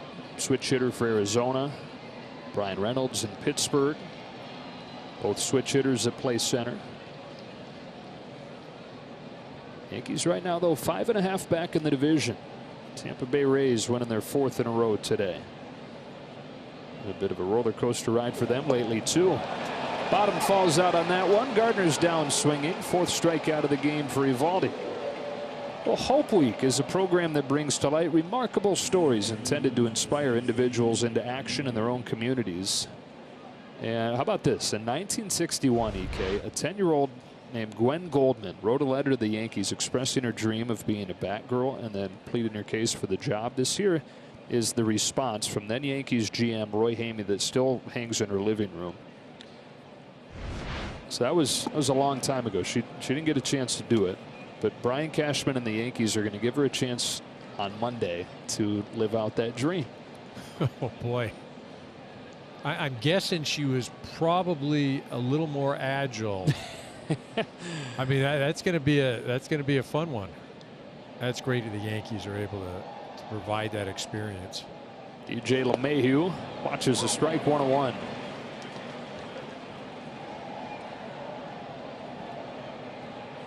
LeMahieu's 1 for 2, extending his hitting streak to 9, extending his on-base streak to 14 as he starts to heat up and get back to his near MVP form from the last couple of seasons with the Yankees.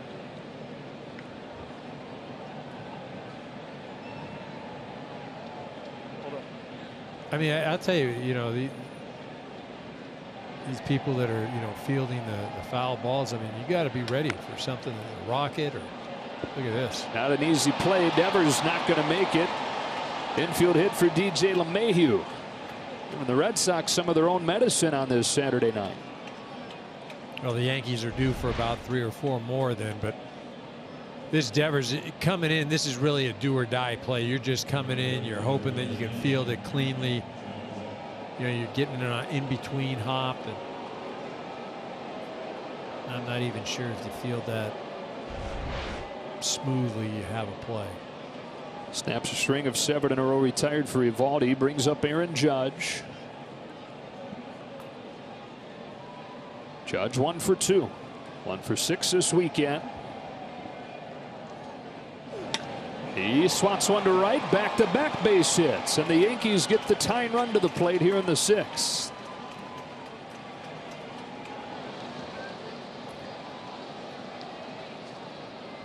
Well, it's the second time this evening that Judge shoots the ball to right field.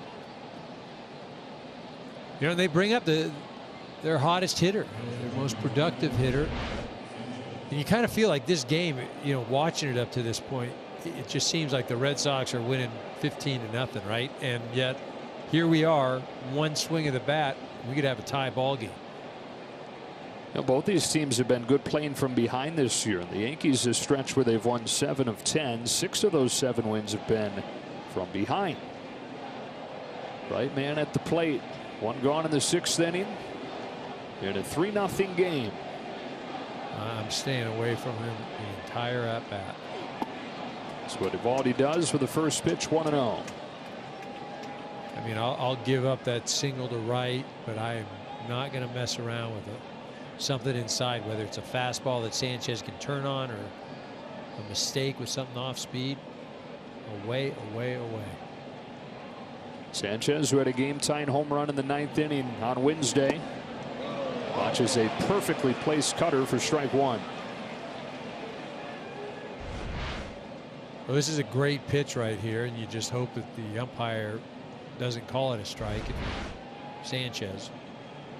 And Sanchez right now, if you're hitting in this situation, you're looking for something out over the plate because he's going to go away, and you hope he makes a mistake and leaves it up. On this 1-1, Sanchez watches strike two on a generous outside corner from the home plate umpire Jordan Baker.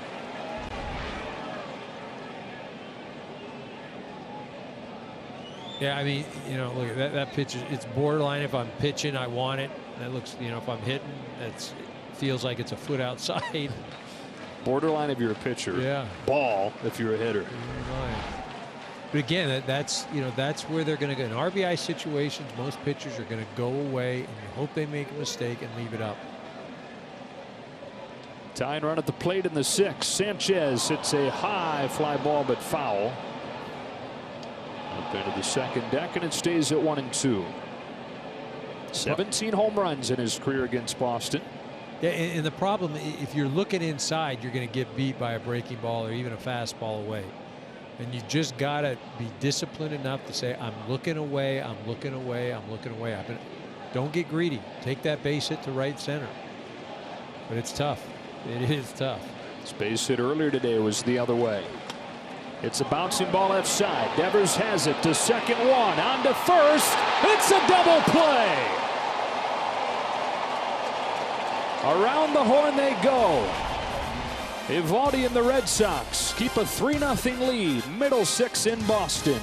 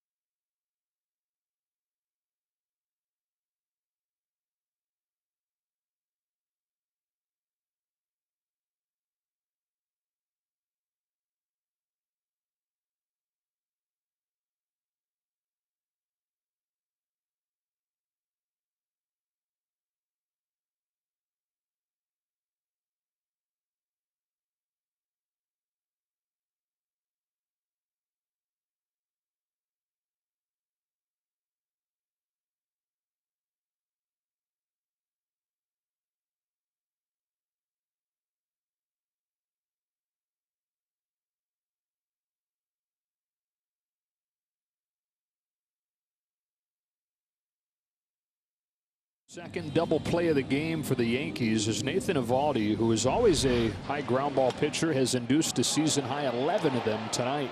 Well, and there you go. There's that Boston Red Sox defense. And we were Yeah, I'm not going to say we were questioning, but We were. the reality is it hasn't been that good. But they've come to play tonight. Devers excited. Good work by Bobby Dahlbeck on the back end, who is new to first base and has had his issues so far this year. It stays 3-0 as we go to the bottom of the 6th inning. And Hunter Renfroe will lead it off against Jordan Montgomery. It's been a good game, or the middle game of this 3-game series between the Yankees and the Red Sox. First pitch swinging, little bouncer right side. Would you believe another soft infield hit for the Red Sox against Montgomery? That is the 5th infield hit of the game.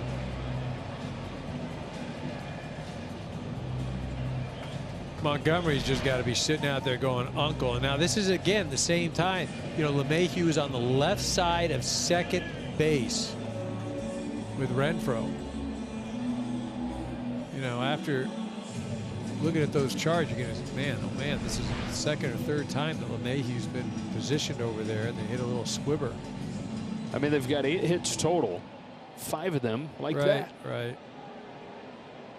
5 of those hits, and of course our famous sacrifice fly to the first baseman. Not exactly tearing the cover off of the ball against Montgomery, but been able to bring in 3 and gotten a great performance from Eovaldi. They continue to be aggressive. Hernandez fouls off the first pitch. Sacrifice fly his first time to center field, a more traditional version of one, and a walk.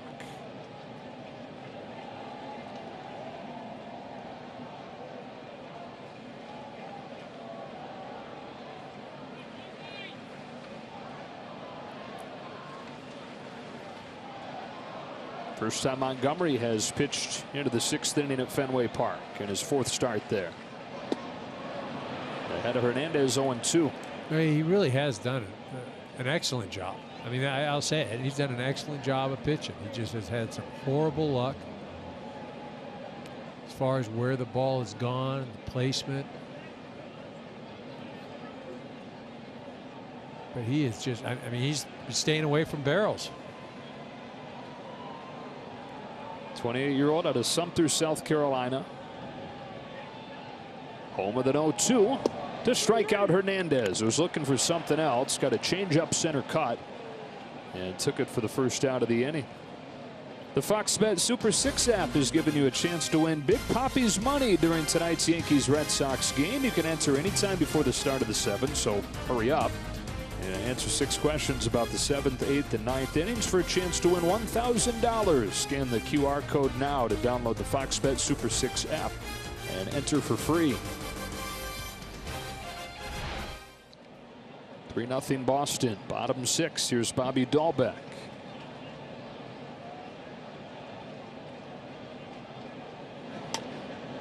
Bouncing ball to third. To second, 1. Late at first. Dahlbeck legs it out. Fielder's choice, 2 gone.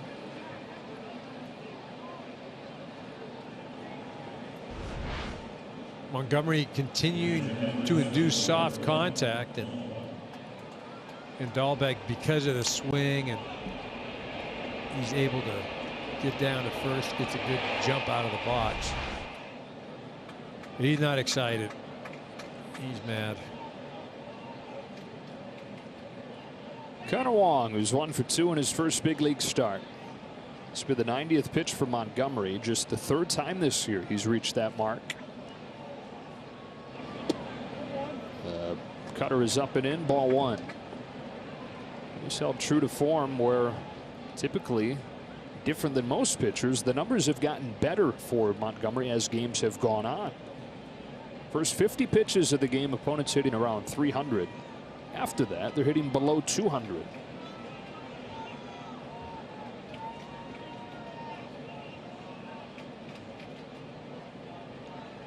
Now, one way to look at the quick hooks that he's had is, okay, well, why are you taking him out if he's so good late in games? But the other way to look at it is probably those numbers are so good because they've taken him out before the damage has happened. Right. Yeah, I mean, again, there's so many ways to interpret the numbers, and you know why you do certain things, and And you can kind of spin stuff to support whatever action you take. I mean, for me, you know, Montgomery's going to keep you off balance. The types of swings that hitters are having early on, you can probably tell what that day or night is going to look like. You know, if we look at tonight, they're just, I see the 8 hits there, but the contact, I mean, maybe should have given up 3 hits total. It just, he's been missing the barrel. He's kept the Red Sox off balance. And then, as always, it's painted by the context of not getting any support. Even with those soft hits and the 3 runs, it looks like a better start if he's got a little more help. Typically has. Yankees have won 6 Montgomery starts in a row, 11 of his 14 this year. 5th year with big league time, really just his 2nd full year, though. He makes his way back from Tommy John. Is 1-1 to Wong. In the dirt, kicks away from Sanchez. Throw to second, not in time. Dahlbeck into scoring position.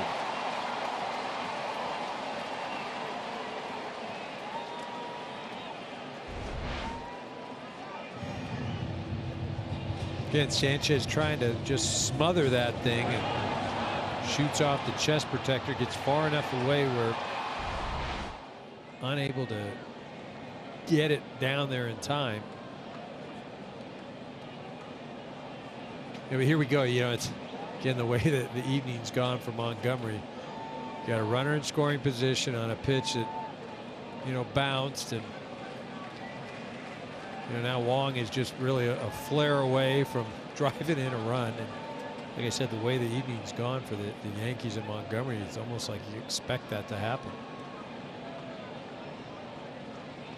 Dahlbeck is second, 2 gone. 2 balls, 1 strike on Wong.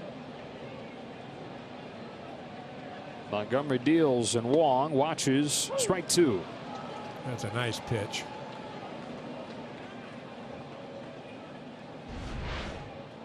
Goes with that change up and just off the outer part of the plate. It's a called strike.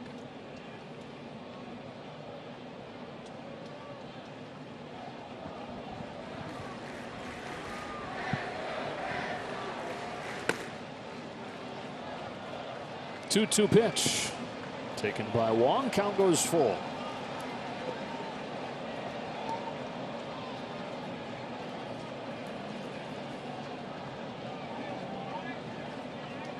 So 3 balls, 2 strikes on Connor Wong. Top of the order, Michael Chavis after Wong.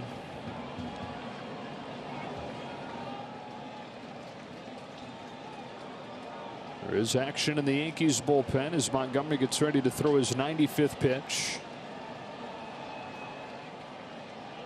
The 3-2 got him swinging with the changeup. Likely to finish his night with his 5th strikeout, keeping the Yankees in the game. Into the late innings in Boston, it's 3-0.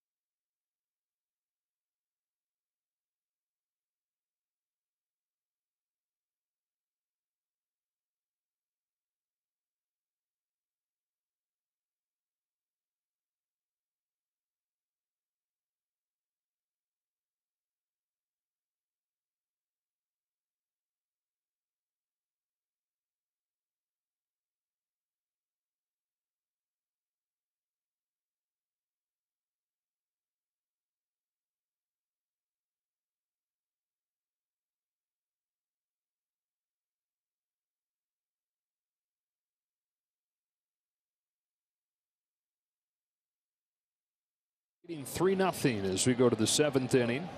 Heart of the Yankees order coming up. Giancarlo Stanton has struck out both times on that pitch right there.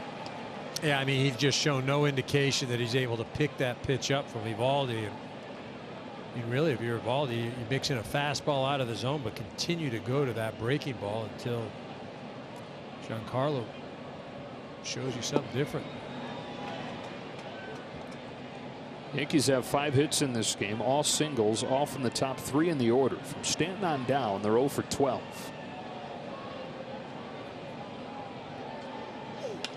Fastball poked the other way, leadoff base hit. You gave him a fastball in the zone. Time for lift of the game, sponsored by Hyundai. Nathan Eovaldi has been good against the Yankees pretty much every start since leaving New York. He's been good again in this one, getting some help from his defense too. Has a 3-0 lead here in the 7th.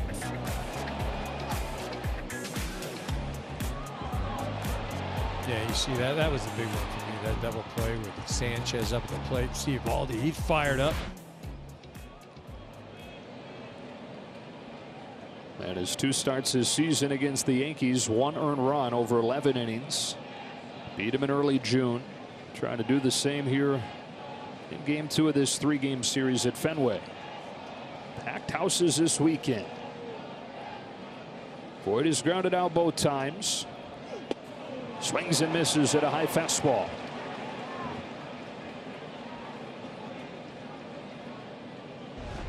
And this is the kind of thing, fastballs out of the zone is what I would do if I'm Eovaldi. That's what I would have done, you know, against Stanton. That breaking ball in the zone, or even something that looks like it's going to be in the zone, you know, they just haven't shown that they can square that up, let alone make contact. Again, you leave a fastball in the zone, yeah, especially with the power that some of these guys have.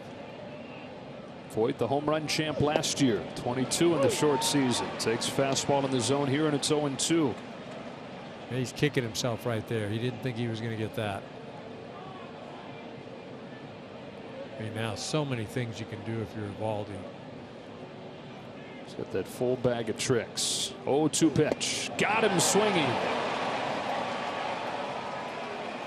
Well, a lot of times you can't hear you hitters talk about it. It's not the one that finishes you off. It's the one before that you don't take. I mean, and that's what it was. You know, you didn't offer it that fastball, and then you get the breaking pitch, and you know, it's almost as if Eovaldi, you know, he was frustrated. He gave up that hit to Stanton, the fastball out over the plate. He just said, "Look, this ain't happening." Went 3 pitches and put away a good hitter in Luke Voit. 5th strikeout, 1 away. Gio Urshela. First pitch swinging at a cutter, and strike 1. Urshela missed a couple games earlier this week after his hit by pitch on the shin. Stabilizing force on their defense, left side of the infield at 3rd. And offensively, here in the month of June, he's gone back to what he did his first 2 years with the Yankees. One of the surprise offensive players in the American League. Yeah, that had been a glove first, really glove only player, bouncing from the Indians to the Blue Jays. And the Yankees now famously getting him for just $25 grand at the end of 2018. Took the spot from Andujar early in 19 when Andujar went down with a shoulder injury and has not looked back. Up and in, spills him to the ground, ball 1.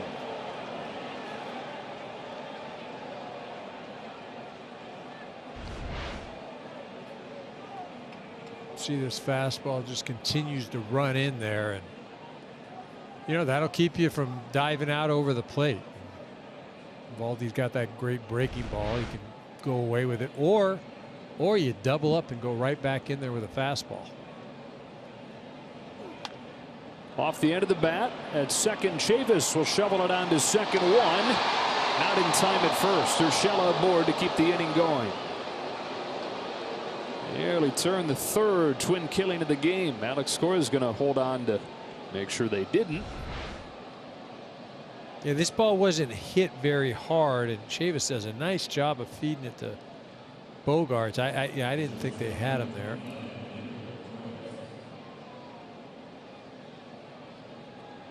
So Urshela is out number 2. or the fielder's choice, is out number 2, and Urshela is aboard. The Yankees have had 10 double plays turned against them in the 4+ games against the Red Sox. Strike 1 and a sharp breaking pitch to Gleyber Torres. 0 for 2 and now 1 for his last 32. Just missed it his last time, flying out to the wall in center.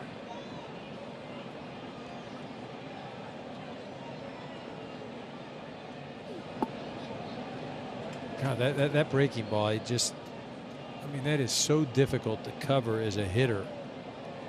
And you've also got to worry about that 98-mile-an-hour fastball. It's almost as if, you're going to go up there and you say, I'm going to hit the fastball. If he throws that breaking ball, look at, I'm not even offering at it. The only way I offer it if it just hangs and spins.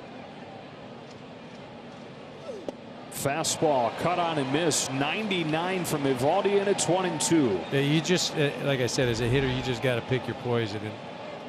And you got a better chance of hitting that fastball. And it's kind of like you got to go up there and be disciplined enough and say, I'm sitting on a fastball. That's what I'm looking for. If he doesn't throw it, then I'm in trouble. 1-2. Wong with a good stop on ball 2.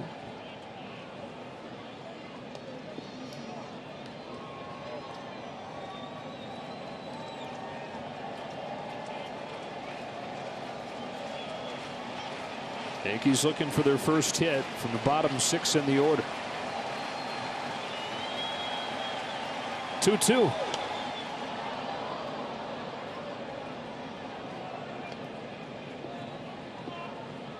Torres had a healthy cut right there. Like I said, you just sit on the fastball. And if he can paint some breaking ball, you just say, you got me.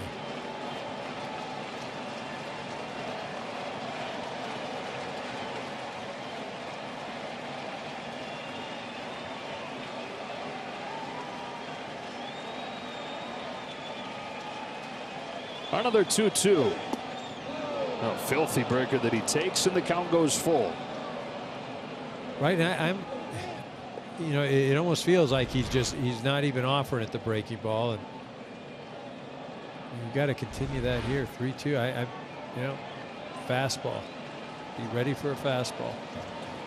Josh Taylor warming. 2 gone in the 7th. Urshela takes off. It's a fastball ripped to left center field. Running catch by Kike Hernandez. Nate Eovaldi's 7 shutout innings and a 3-0 lead for the Red Sox as we stretch on Baseball Night in America.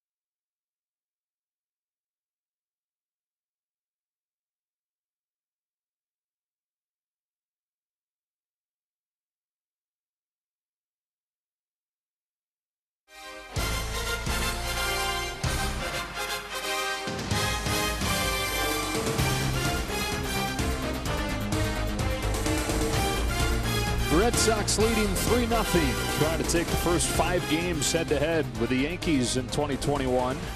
They got 2 runs in the second. They got 1 run in the third. But the bigger story tonight, Nathan Eovaldi, 7 shutout innings, 5 Ks and no walks. Yeah, he really has been dominant, and he's used the fastball, the breaking ball. He's really kept this Yankee offense at bay. Over to Abreu, who's just reactivated today, is on to pitch. And really good in his limited opportunities in the big leagues. Just 4 games so far. Opponents 2 for 27 against him, though. 2 balls, no strikes on the leadoff man, Michael Chavis. Yeah, he just got an electric arm. Throws hard, and Chavis, who is yet to have a base hit tonight, better gear it up because he'll get a 97, 98 mile an hour fastball. Falls behind 3-0, though. Yeah, the Yankee bullpen, a big part of the reason why, even with the offense as bad as it had been, and has been much of the year, still sitting well above 500.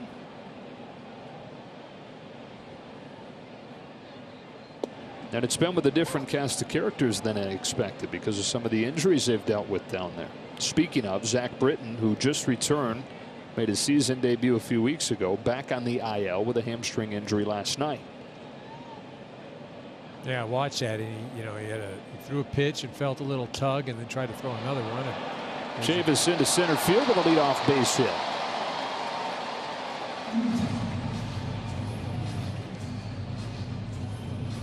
Today's telecast is sponsored by Progressive Insurance. Save when you bundle auto, home, or motorcycle insurance. And by Subway. Eat fresh.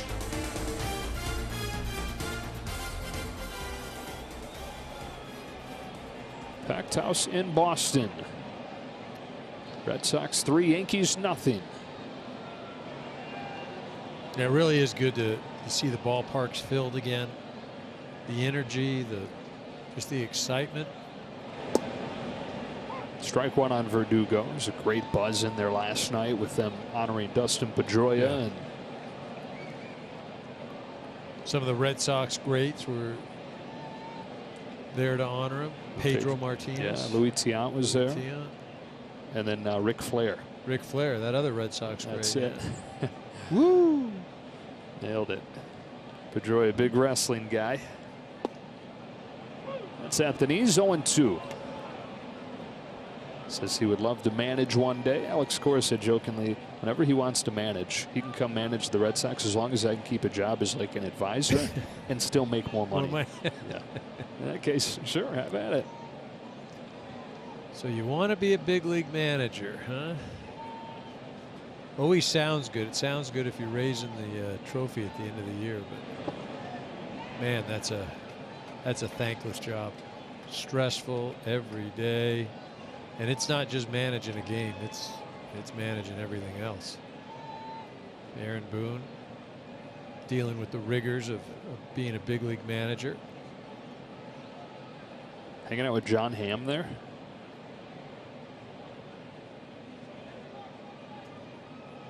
Ah. St. Louis guy, Yeah. repping his city. 2-2.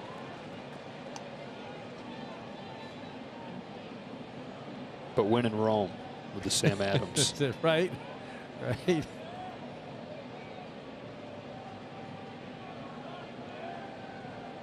St. Louis people are saying, well, they don't sell Budweiser there? What are we doing?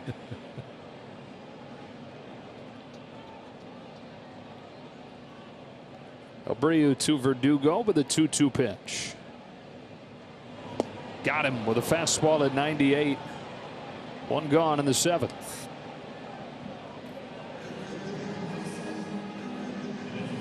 Well, we said it, you got to be ready to swing the bat and gear this thing up because it's going to come at you. That 98 mile an hour fastball right by Verdugo. 1-on-1 out. Here's JD Martinez. We talk about his great start and then not quite as good the last couple months. Overall, though, it's a bounce back season from worst numbers he's had in his career. 213 last year. He's a guy who is particularly into the video work, in-game access to the video, and so he was particularly hampered by not having that last year. I mean, and that's the thing. You can go watch your swing, your approach, what you're doing mechanically, you know, in between at bats, and you can make adjustments in game. He's somebody that's as good as there is at doing that. You know, that part of his preparation, that part of his game was you know, eliminated last year. Take a look at what he did. Hit .213. The season coming into tonight, hitting over 300. One of the biggest jumps in baseball. Now in the 4th year, the 5-year contract that he signed with the Red Sox. 11th year overall. 3 below average years in Houston. And then changed his swing, changed his career. Going to Detroit, 4 seasons with the Tigers. End of 2017, just an incredible tear he went on with the Diamondbacks. Helped him earn that big contract with the Red Sox. And before the short, tough season last year, an all-star both years.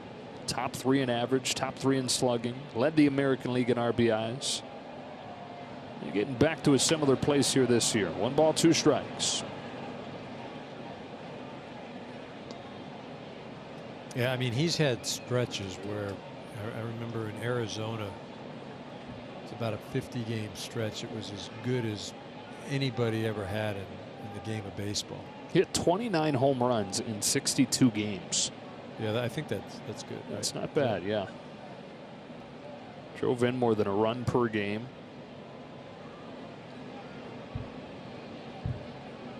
Runner at first, 1 gone.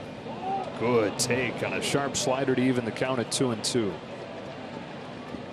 I always wonder, you know, is that a great take, or is that, look, I got no chance on that. I just hope he calls it a ball.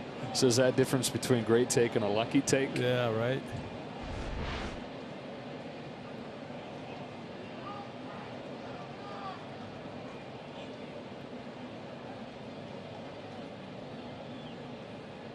Two. Great take or lucky take? I'm going to say those 2 pitches, he just can't get to him. I mean, you know what the thing is too, though. There is something to be said. There's nothing he can do with that. You know, what are you going to do? Hit it off the end of the bat to the first baseman? So it's like, look, I'll take it. There, Boone wanted it. Won't get it from Jordan Baker. 3-2. Fouls it off. This one was in the zone. I mean, that is crazy. Abreu's thrown 3 pitches basically in the same spot. And, you know, that's a filthy spot as far as trying to reach that as a hitter. And Martinez able to fight that off and see another pitch.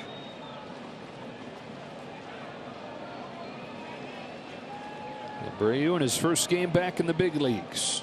The leadoff hit to Chavis, struck out Verdugo. Chavis runs again on a 3-2 that's shot to right towards the corner, away from Judge, who can't get there. Off his glove and into the corner. Chavis on his way to third on a Martinez double. And the Red Sox in business in the 7th.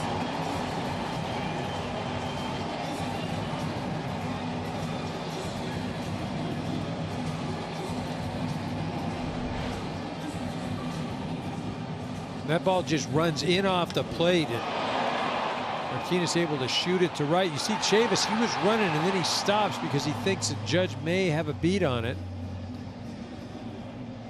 Judge makes a nice effort and then able to get it in and keep the runners at second and third. So you watch Chavis, and you know he's there, he's watching it, and I mean, I guess it's the right thing to do, but also on the flip side, you know, you're up 3-0, and you know there's already 1 out. If he catches it, you know, oh well, you get doubled up. But if you kind of keep running there, you easily score, right? And it's just kind of that trade-off. And because that's a 4th run, I'm running right there. During this visit, a quick word from Hankook.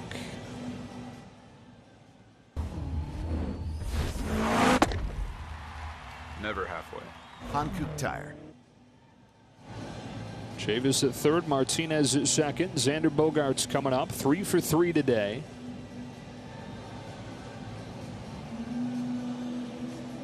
into the game, top 5 in the American League in average. Top 5 in OPS. Yeah, with a 3-for-3 performance, that average up to 327 for Bogaerts.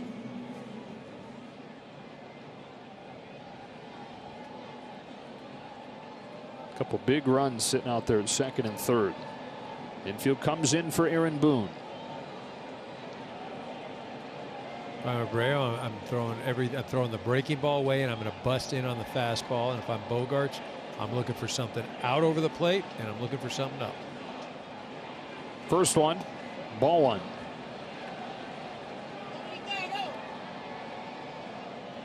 Heart of the order has starred this offensive show for the Red Sox. Combined 7 for 8 with a walk and all 3 runs scored. That's Bogaerts, Devers, and Renfroe.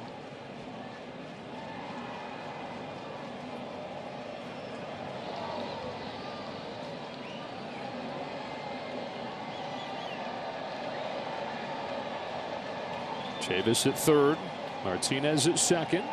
1-0 to Bogaerts. He is lifted to left center field. Coming on, Gardner dives and makes the catch.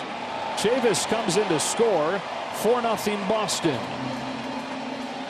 Good play by Brett Gardner, but a sacrifice fly for Bogaerts. Bogaerts fights off an off-speed pitch in on his hands, and Gardner makes a nice catch coming in there. And Bogaerts so able to do the job, get that run in. 2 sacrifice flies tonight for the Boston Red Sox. Would you believe 3? I wasn't counting that one to first base, but Technically, you got it. Technically, it is. Yeah, so out of the 4 runs they've scored, 3 of them coming on sacrifice flies. 1 ball, no strikes on Devers.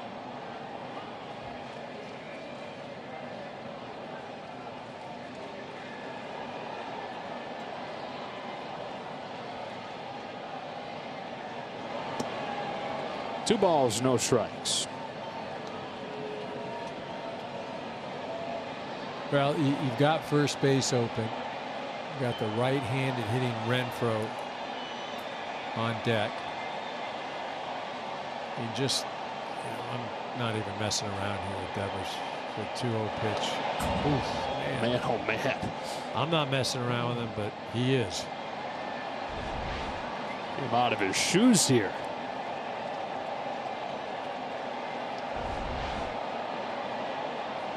One of the best in baseball with runners in scoring position. Cumulative numbers, he's number 1. And went after a fastball there, which he sees more of than any hitter in baseball. Part of the reason is he really struggled against fastballs over the first couple months, but as he's worked to address that, numbers have gotten better lately.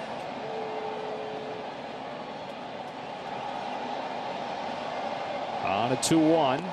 Takes it down and away, ball 3. And I'm throwing the same pitch again. Something out of the zone. I am not challenging him. I mean, somebody in that Yankee dugout has to know that Devers is that good.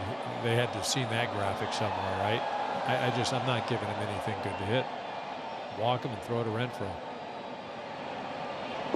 Oh. Back in the zone with a good changeup, 3-2. Yeah, good off-speed pitcher.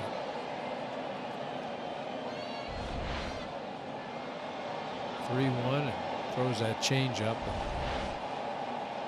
Devers offered at it.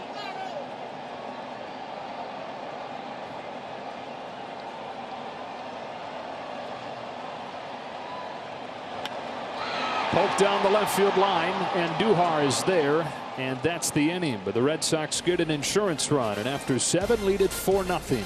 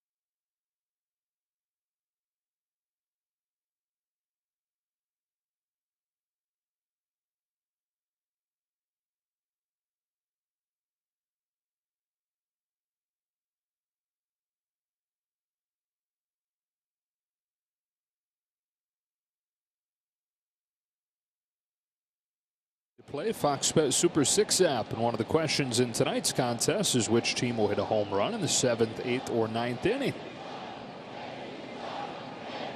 Miguel Andujar leads off this inning against Nathan Eovaldi, who keeps on going into the 8th. First time this season he's thrown a pitch in the 8th inning.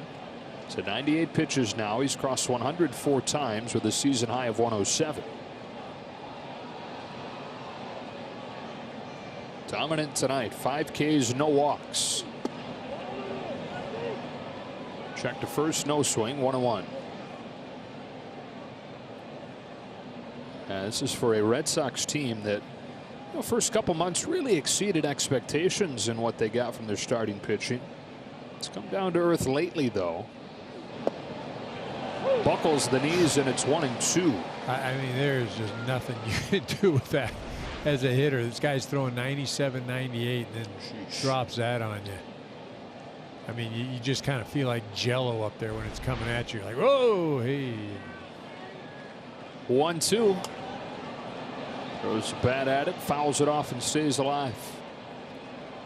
It's a rotation that last year was bad. They added Pivetta, they added Garrett Richards, who has struggled lately but got off to a good start. And the bullpen is ready to go. Sawamura is warmed up. Sawamura was good last night. I mean, the whole Red Sox bullpen was good last night. 5 1/3 and just shut down the Yankees. Fastball turned up to strike him out. His 6th of the game and 1 gone in the 8th.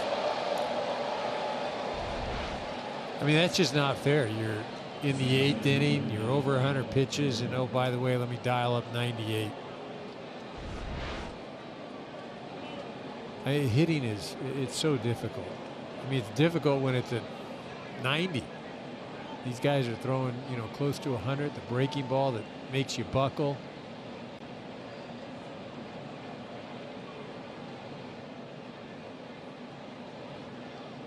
Gardner struck out both times. Backdoor, strike 1. Just threw a 98-mile-an-hour fastball and then come back with a 78-mile-an-hour breaking ball. Start of the year for Nathan Eovaldi. He's coming off his shortest outing of the year. Won only 4 innings against Kansas City on Sunday. And into the 8th for the first time here tonight.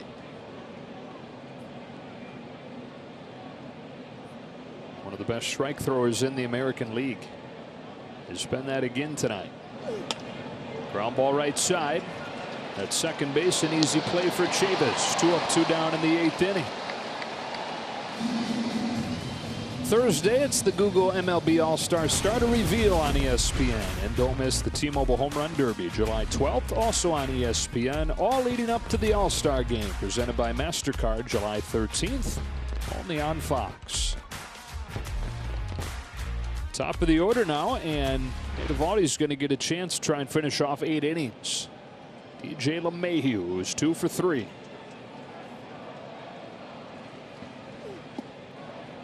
My goodness. That's video game movement. I mean, it really is. I mean, as dominant as he's been, I feel like this has got to be the last guy, right? Judge has a few hits off of him, and he's on deck. And he's now matched a season high with those 107 pitches. Yeah.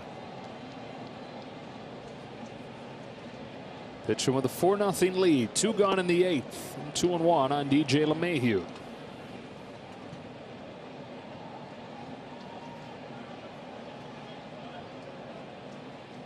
If the Red Sox can hold on to this thing, right? That's 5 straight against the Yankees.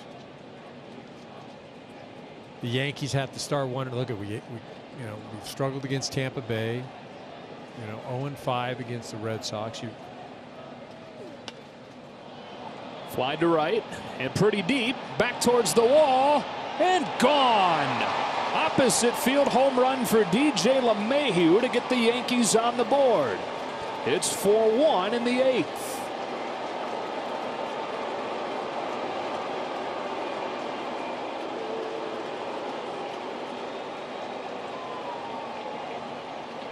This ball up and out over the plate, and Alex Cora going to come out and get Eovaldi. He did a masterful job, absolutely outstanding job for the right-hander. That will end his night. He'll still get a great hand from this packed house at Fenway Park, leaving with a 4-1 lead.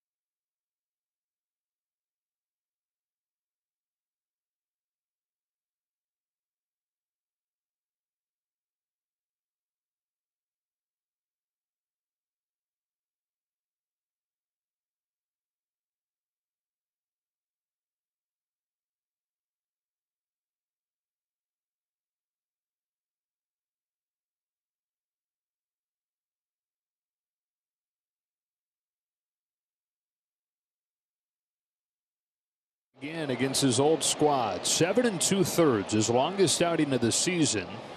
And he gives up just the solo home run to DJ LeMahieu, who is heating up for the Yankees, by the way, his third hit tonight.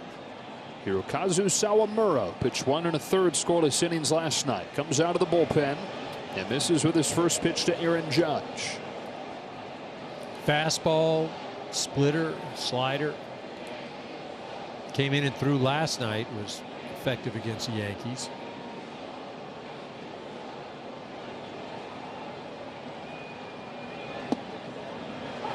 The entire bullpen for the Red Sox has been, as they've won the first 4 matchups between the teams. The pen for Boston has given up 1 run in 17 innings.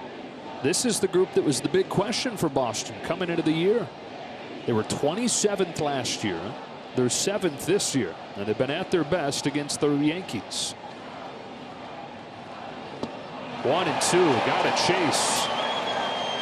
Yeah, well, that's what I found interesting when talking to Alex Cora prior to the game is, he said the bullpen really hasn't been a surprise for him, that he expected it, which he saw him in spring training and with these guys every day. But I did not see this coming at all. Sawamura, who's been a big part of it, ahead of Judge, 1-2.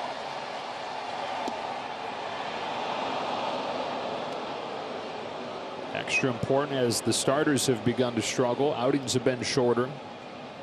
Bullpen's carried more of the load to help the Red Sox get to 45-31. Just 1 game back in the division.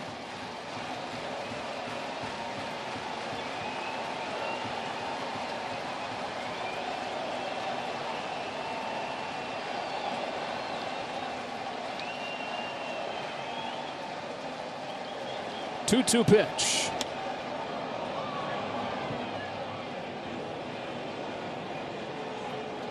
Sawamura, 33 years old, first year out of Japan.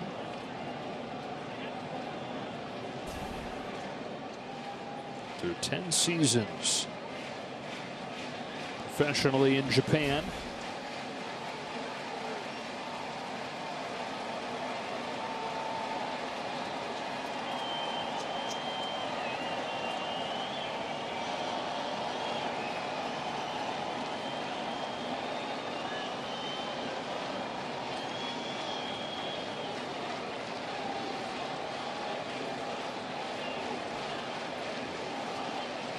Another 2-2 pitch. Cracked his bat, rolled foul.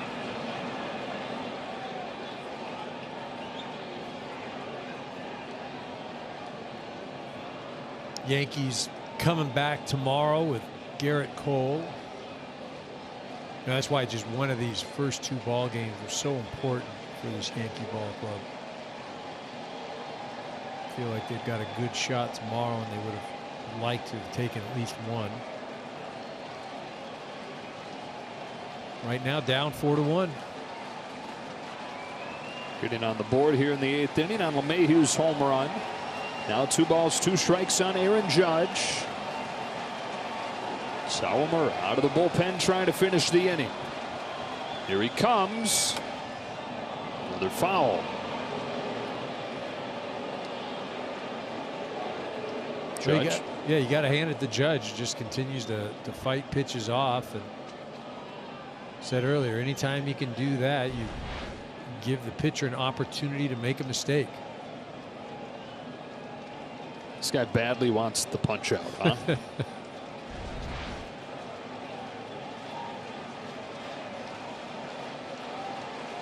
Judge, who said lately he feels like he's been swinging underwater. He's working hard, some mechanical adjustments. Feeling better the last couple days. Battling here with 2 strikes.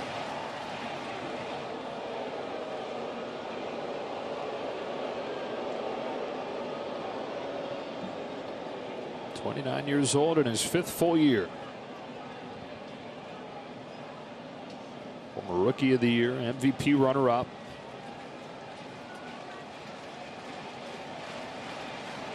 On another 2-2 from Sawamura.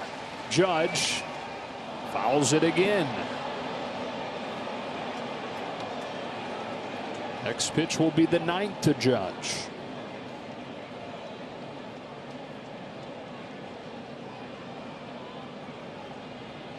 God, do you get crazy and try and sneak a fastball in on him? I'd do it. You've been throwing away the whole time here. You've got him reaching. Get greedy and try and slip one in there.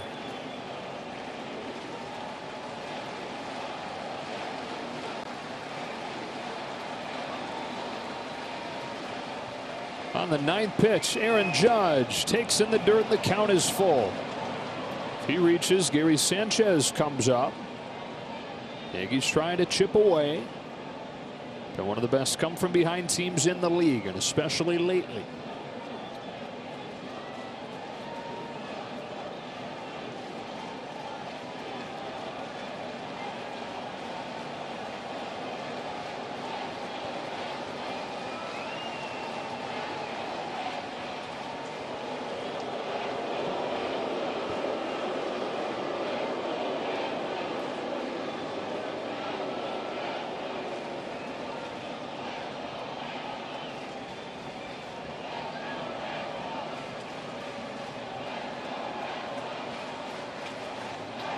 The payoff.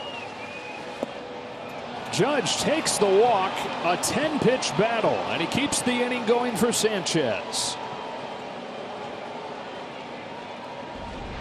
That at bat was sick.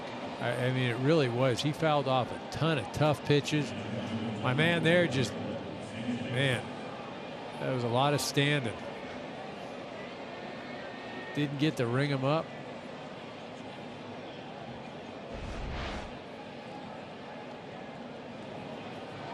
So now Sawamura has to face Sanchez, who's gone 1 for 3 tonight. One of the hottest hitters in the American League over the last month.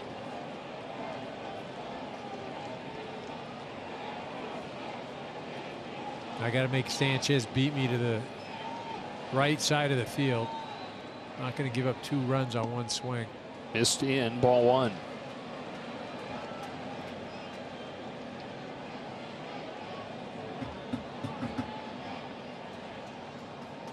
Gary Sanchez, a 2-time All-Star. Who would have thought a month ago that you'd be talking about the chance at a 3rd All-Star appearance for him? What he's done lately. On a 1-0 from Sawamura, Sanchez takes ball 2. Giancarlo Stanton due next.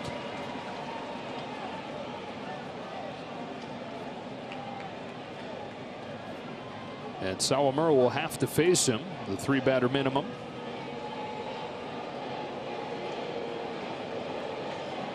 Sanchez just looks so quiet at the plate, so in control.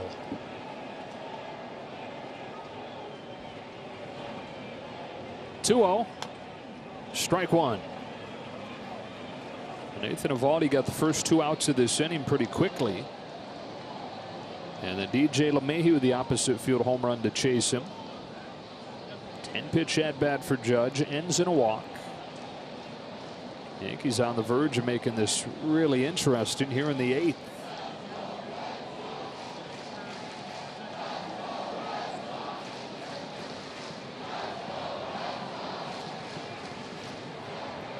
On a 2-1 from Sawamura, Sanchez takes ball 3. I got to lay this thing right down the middle. You know, if he hits it out, he hits it out. But I do not want to bring the tying run to the plate because of a walk in the face of Giancarlo Stanton.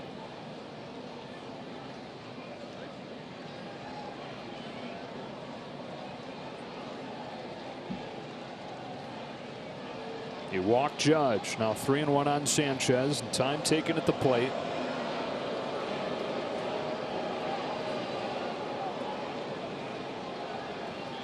Mentioned it earlier, but Sanchez's home runs and his tear lately, it's not come without big swings. Tied the game in the 9th inning Wednesday with a home run. Trying to inch him closer here in the 8th. The 3-1, and Sanchez chops it foul. The count is full.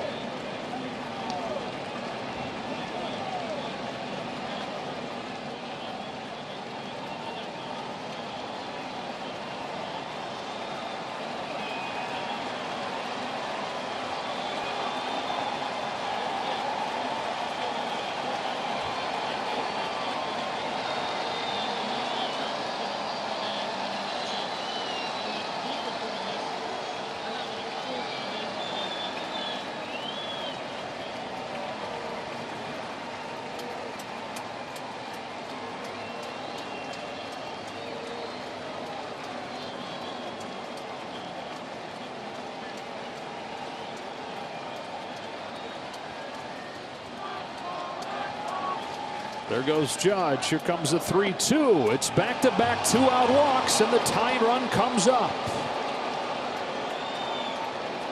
in the form of Giancarlo Stanton. And again, with the 3-batter minimum, he'll have to face Stanton. Good at bat by Sanchez, and this pitch really not even that close. Easy to take that pitch. Through an inning and a third last night, EK, 20 pitches. You come back here, 2 outs. You think it's not going to be that much of a load he's going to have to carry. But the long at bat for Stanton, or for Judge, the walk to Sanchez. He's thrown 16 pitches and now has to face Stanton, who represents the tying run. Right, comes in and really, you know, he faces the heart of the order.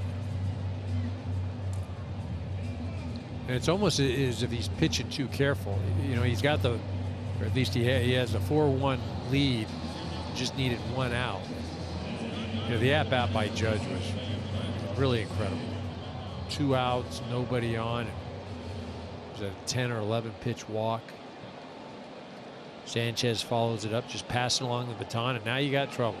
Now you got issues. The Yankees are hoping that could be a game changer, that 10-pitch walk for Judge. And Stanton, who is 1 for 3 today, and a career 400 hitter at Fenway Park with 3 home runs.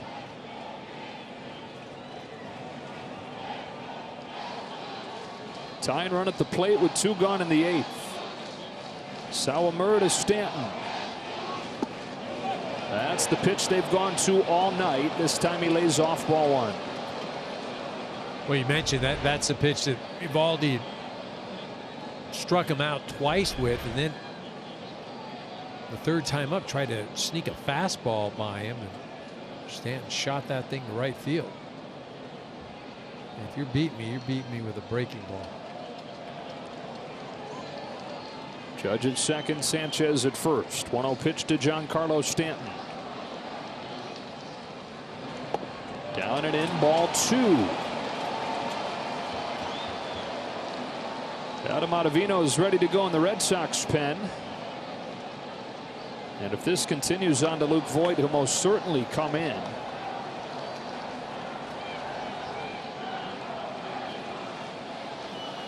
Ottavino was also in last night. Back-to-back games for him. Yeah. Back-to-back games for Barnes as well. Who knows what the 9th inning will look like. 2-0. Ball 3.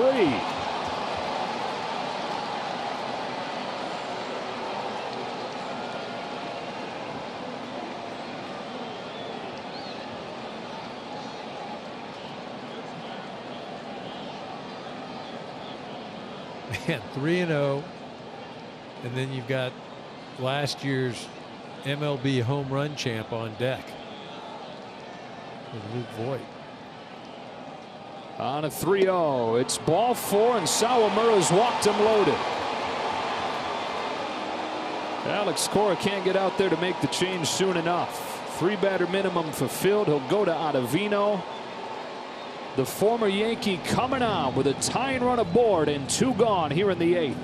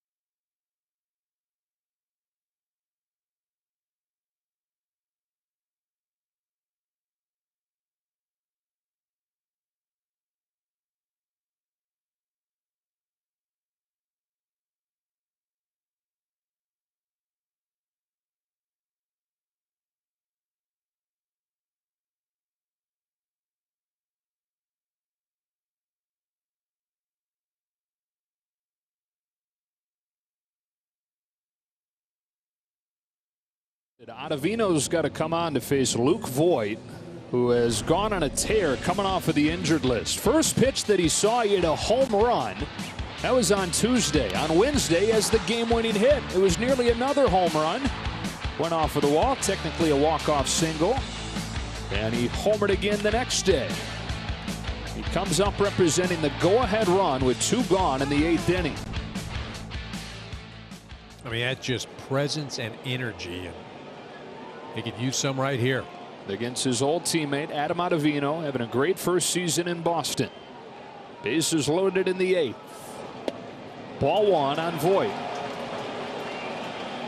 Reigning home run champ in the AL, 22 during the 60-game season.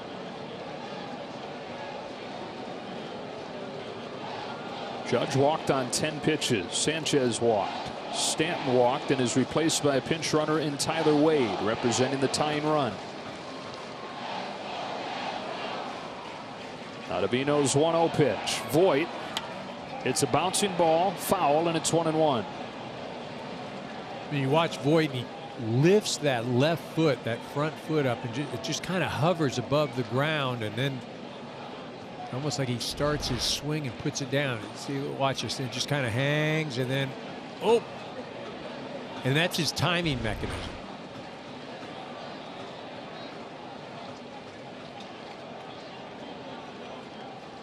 This is 3 straight days for Adam Ottavino. Perfect 8th inning last night. The 1-1 pitch. 1-2. And I feel like that's where you're going to have to pitch him. Just stay away, because if he times that thing right, where he's got the leg just up there, just kind of, when you get anything inside, he can just crush that thing. Ottavino trying to strand 3 more. Tying run aboard. Go ahead run at the plate. 2 gone in the 8th.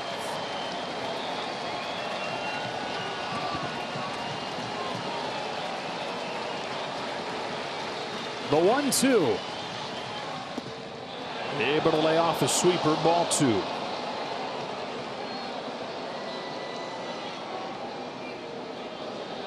I mean, if you're Voit, that's what you're looking for.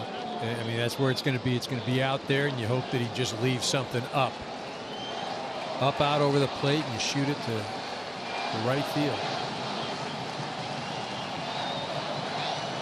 Bases loaded. 2 gone. 2-2. Luke Voit pulls one left side. At short, Bogarts. Boston out of the bases loaded jam. And he finally gets to celebrate. 4-1 middle 8.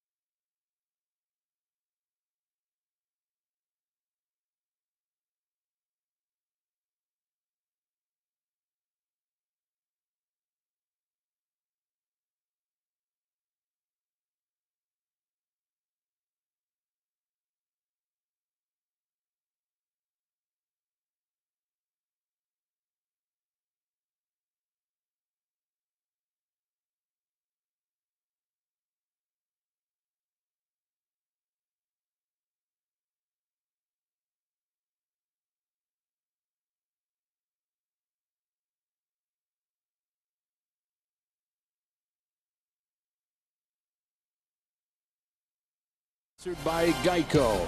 Save even more when you bundle home and car insurance. And by American Express. See all that you can expect when you're with Amex. It's been a great game between the Yankees and the Red Sox.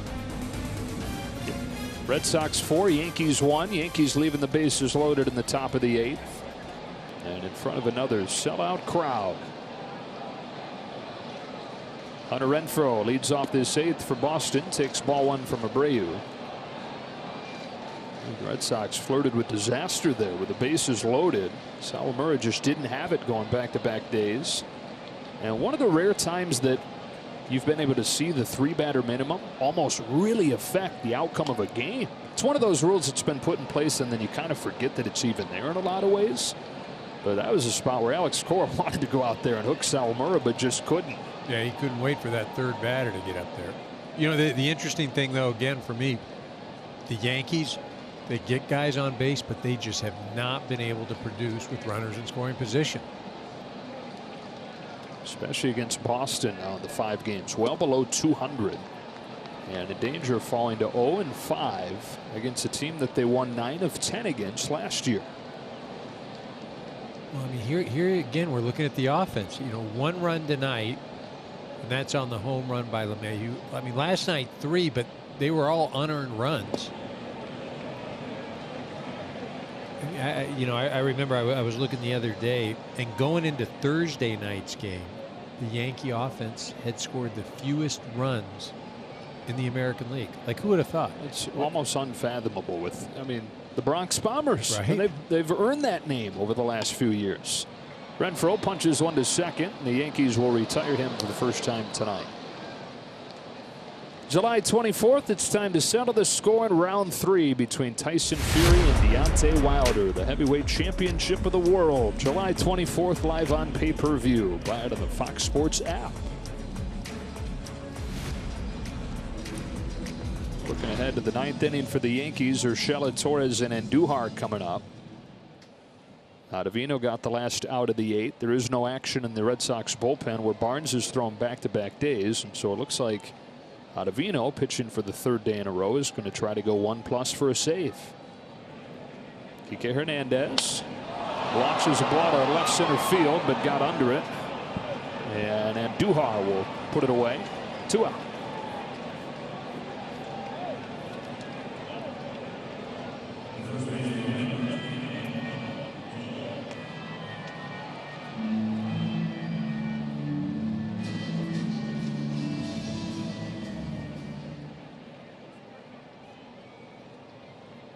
The rookie Dahlbeck, 0 for 2 with an RBI.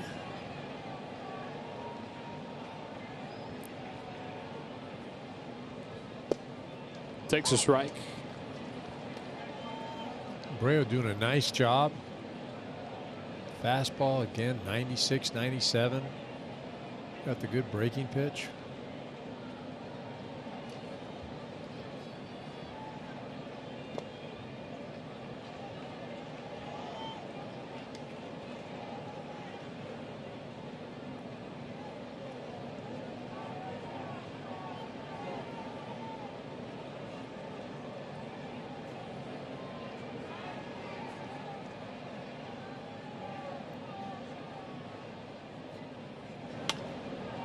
Ground ball to 3rd for Gio Urshela, who is set to lead off the 9th inning. Urshela, Torres, and Andujar coming up for the Yanks, down 4-1.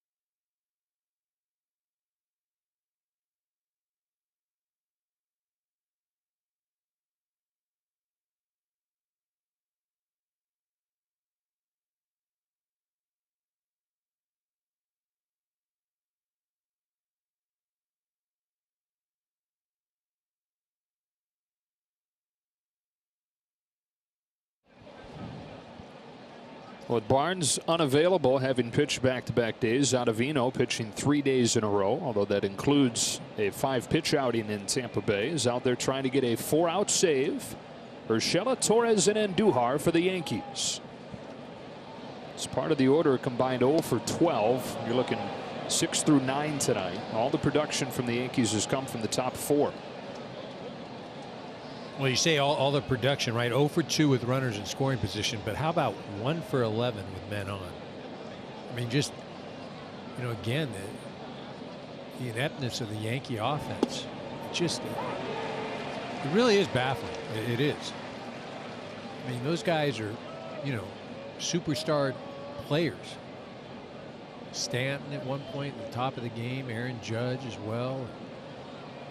DJ LeMahieu, Luke Voit, major league leader in home runs last year. 2-1 on Urshela. Ottavino has 4 saves this season.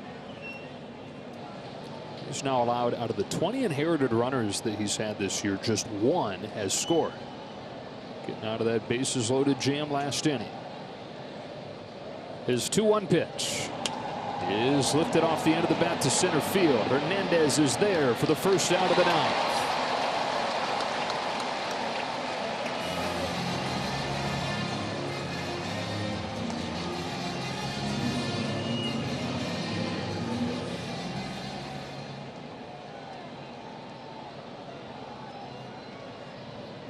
Gleyber Torres' struggles have gone another day. 0 for 3 now, and 1 for his last 33.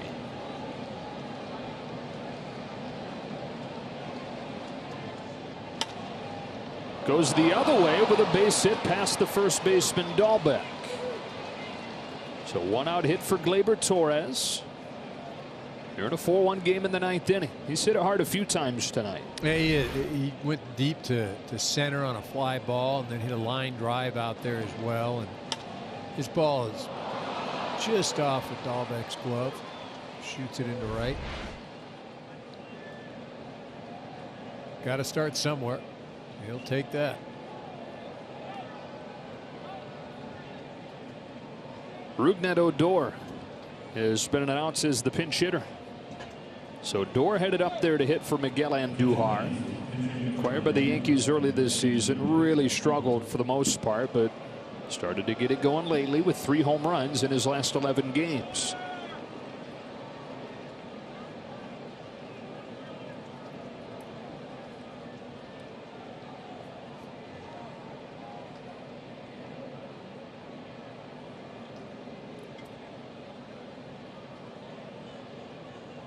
The former Texas Ranger, who was a star early on in his career, in his early 20s, signed a long-term contract there. He struggled mightily, though, the last few seasons, and the Rangers cut him loose. Takes ball 1 from Ottavino. Yeah, if you're Odor here, you're. I mean, I get you trying to hit the ball and drive something in the alley, but you're just trying to see some pitches and get to the top of that lineup just so you give them a chance. Swings and misses at a backdoor breaking pitch, 1-1. Like that right there. I mean, I understand you're not trying to do that, but you know what your run doesn't mean anything, and you're gonna swing at a backdoor off speed like you're looking for that. Like, you can't tell me you were looking for that. Again, I'm almost up there taking a strike. Pinch hitting out of the 8th spot. 4-1 in the 9th. Fouls it off, and it's 1-2. So Odor can reach. Brett Gardner would come up representing the tying run. Adam Ottavino tries to go more than 1 inning for just the 3rd time this year. Did it in late May, did it in early June, June 7th to get one of his 4 saves. Ahead of Odor, 1-2.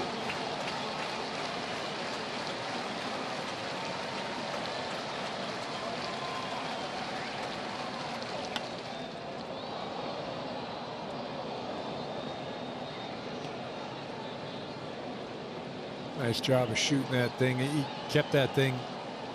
Ottavino was up in the zone, and again, if you're going to go away much easier to get a hitter when it's low and away. I mean, that's obvious, but I'd almost go with a breaking ball again, that one that Odor offered at the 1-0 count. Odor hit a go-ahead home run late on Wednesday. 3-for-3 game on Thursday. Behind 1-2 here. It's a bouncing ball right side. Chavis goes to second one. Devers will hold on to it. It's hit so slowly, didn't have a chance to turn two, but the Yankees are down to their last out. Well, because of the shift, you saw Devers had to take that throw at second base. Chavis gets it over there. Really no play at first. All right, this is the guy. I mean, you just can't even mess around here because you do not want to see LeMahieu come to the plate. They've got Brett Gardner, who's 0 for 3 tonight, 2 for his last 27, below 200 on the year. And then you've got LeMahieu waiting next, who hit a home run his last time and is 3 for 4 tonight. Ottavino trying to finish the job right here. 4-1 Red Sox, 2 gone in the 9th. First pitch to Brett Gardner. Outside, ball 1. I mean, if I'm Gardner right now, I'm taking a strike. I'm taking a strike.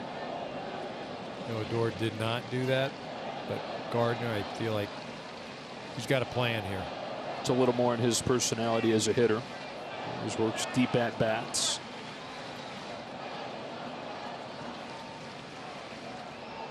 Here's the 1-0. Caught the strike. Up to second goes Odor. 1-1.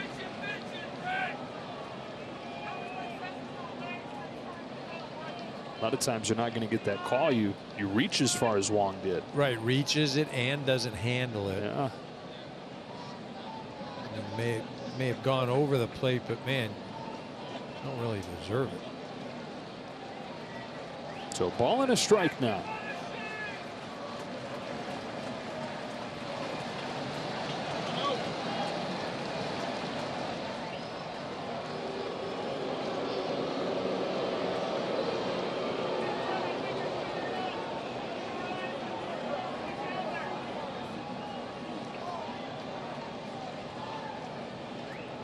Gardner, the 37-year-old, in his 14th year with the Yankees, on a 1-1 pitch. Watches it through the back door, strike 2. That's a great pitch. I mean, just so far out that you give up on it, and it just comes back over the corner of the plate.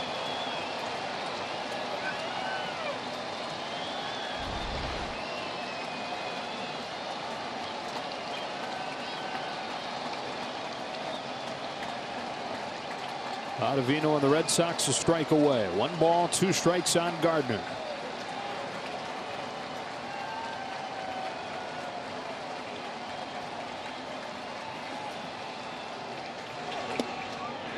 Two and 2.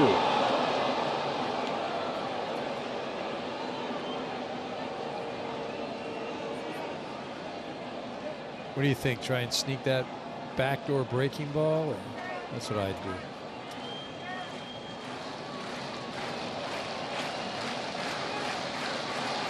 Gardner trying to keep the game going. LeMahieu waits on deck.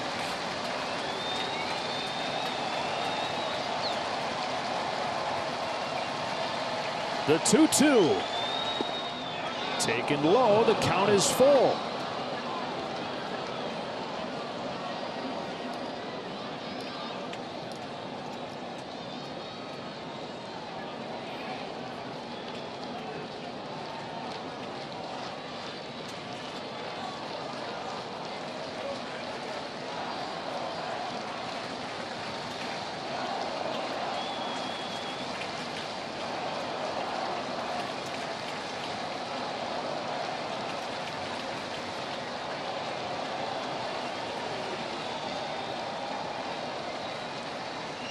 The 3-2 pitch. He walked him, and DJ LeMahieu comes up representing the tying run.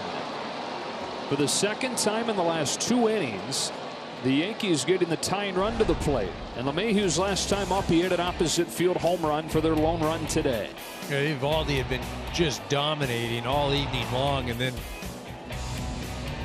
leaves that pitch out over the plate up in the zone, and LeMahieu crushes that thing to right center.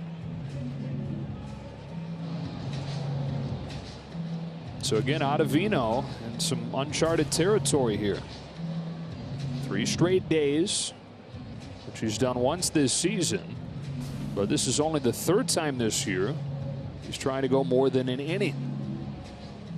Well, what's interesting too is he's the type of guy that, you know, throws the ball glove side away from the right-handed hitters. And where does LeMahieu like to hit the ball? Likes to hit the ball to right field. I mean, it's almost like I'd run that fastball in on his hands, almost force him to block the ball and hit it to right. But you run that breaking pitch out over the plate, breaking away. You see Chapman, he's ready to get out there in case the Yankees are able to score some runs. First one to DJ LeMahieu. Taken down and away, ball 1. Josh Taylor has just now started to warm for Boston. Second time he's been up tonight. Now the Yankees with one more chance with men on base. Issue's not been getting runners on, it's been getting them in. Really all 5 games against the Red Sox. On 1-0, LeMahieu watches a fastball that just misses up. 2-0. Aaron Judge on deck.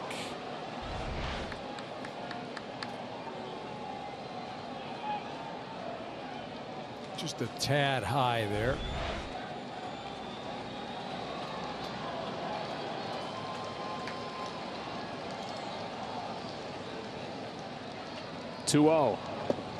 Ball 3. I mean, as good as Boston relievers were last night, you know, these same guys have really struggled this evening. I mean, 4 walks already, a base hit. And a bullpen that has given up just 1 run all year to the Yankees. Playing with fire tonight. 3-0. Here it comes. Strike 1. You know, I said all that, you know, that traffic, but they haven't allowed a run yet. Yep. How about that? That's a 3-0 pitch.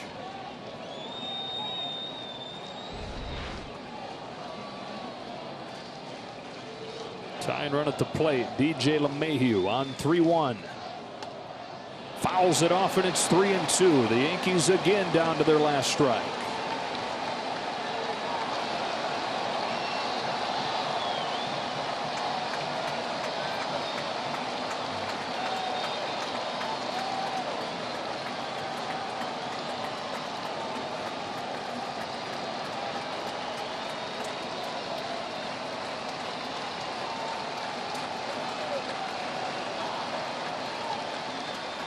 The payoff pitch. LeMahieu goes up the middle with a base hit into center field.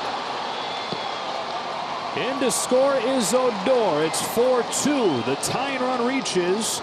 The go-ahead run comes up in the form of Aaron Judge. 4th hit of the game for LeMahieu.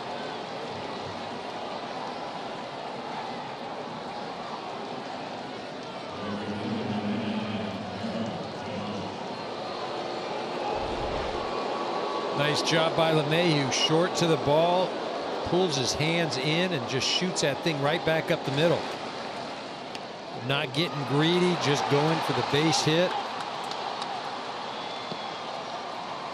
Really have been some excellent at-bats in these last 2 innings for this Yankee ball club. And now Judge, would you believe it, with a chance to put the Yankees in front. 2 on, 2 out, 9th inning. Ottavino comes home, and Judge watches strike 1.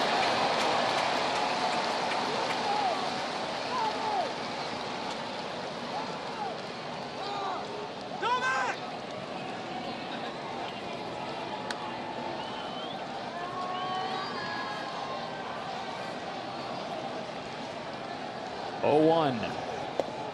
Strike two.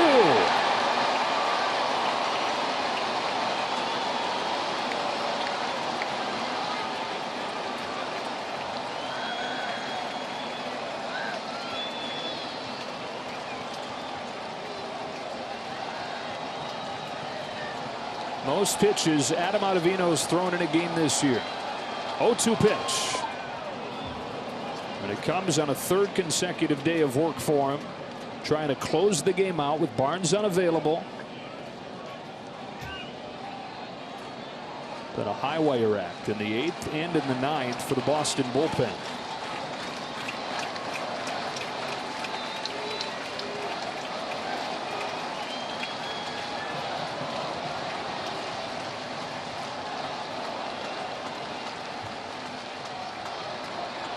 The 1-2.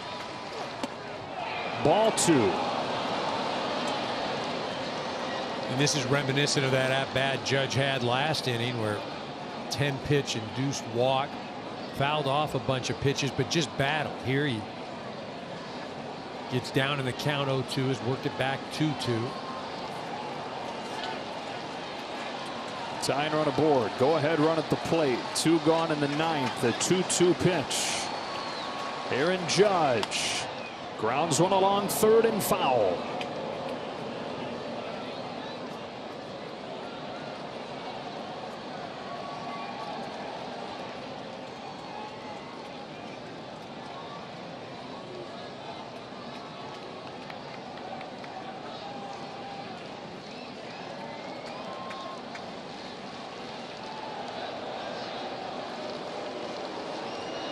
Connor Wong, his first big league start, right into the fire, huh? The middle of Yankees Red Sox, tying run aboard in the 9th inning. Ottavino having to dig deep.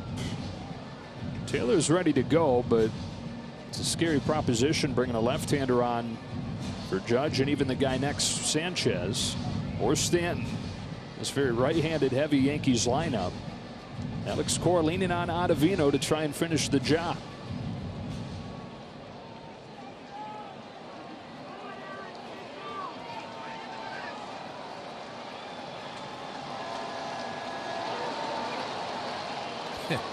A lot of drama right here, boy. A lot of thinking, a lot of just collecting your breath, trying to slow things down. Ottavino, you see he is just sweating up a storm right there. His 2-2 pitch. He struck him out. Ottavino's able to dig deep to slam the door. Boston wins it 4-2. And they've taken the first 5 from the Yankees in 2021. Yeah, Boston continuing to show their dominance over the Yankees, the timely hitting, the great bullpen work, although it wasn't pretty. Eovaldi had a great start. Yankees still unable to break through offensively. Number of opportunities, continue to leave guys on base. They'll send Garrett Cole to the hill tomorrow afternoon. First time the Red Sox have won the first 5 matchups with the Yankees since 2009. Well, for the Yankees, they got to look and say, okay, so this is the way to a title, huh? They start really slowly against the Red Sox. Nate Eovaldi, great today. 4-2 Red Sox. As Eovaldi gets his 8th win of the season. After this break, we'll get you back to the studio on Baseball Night in America.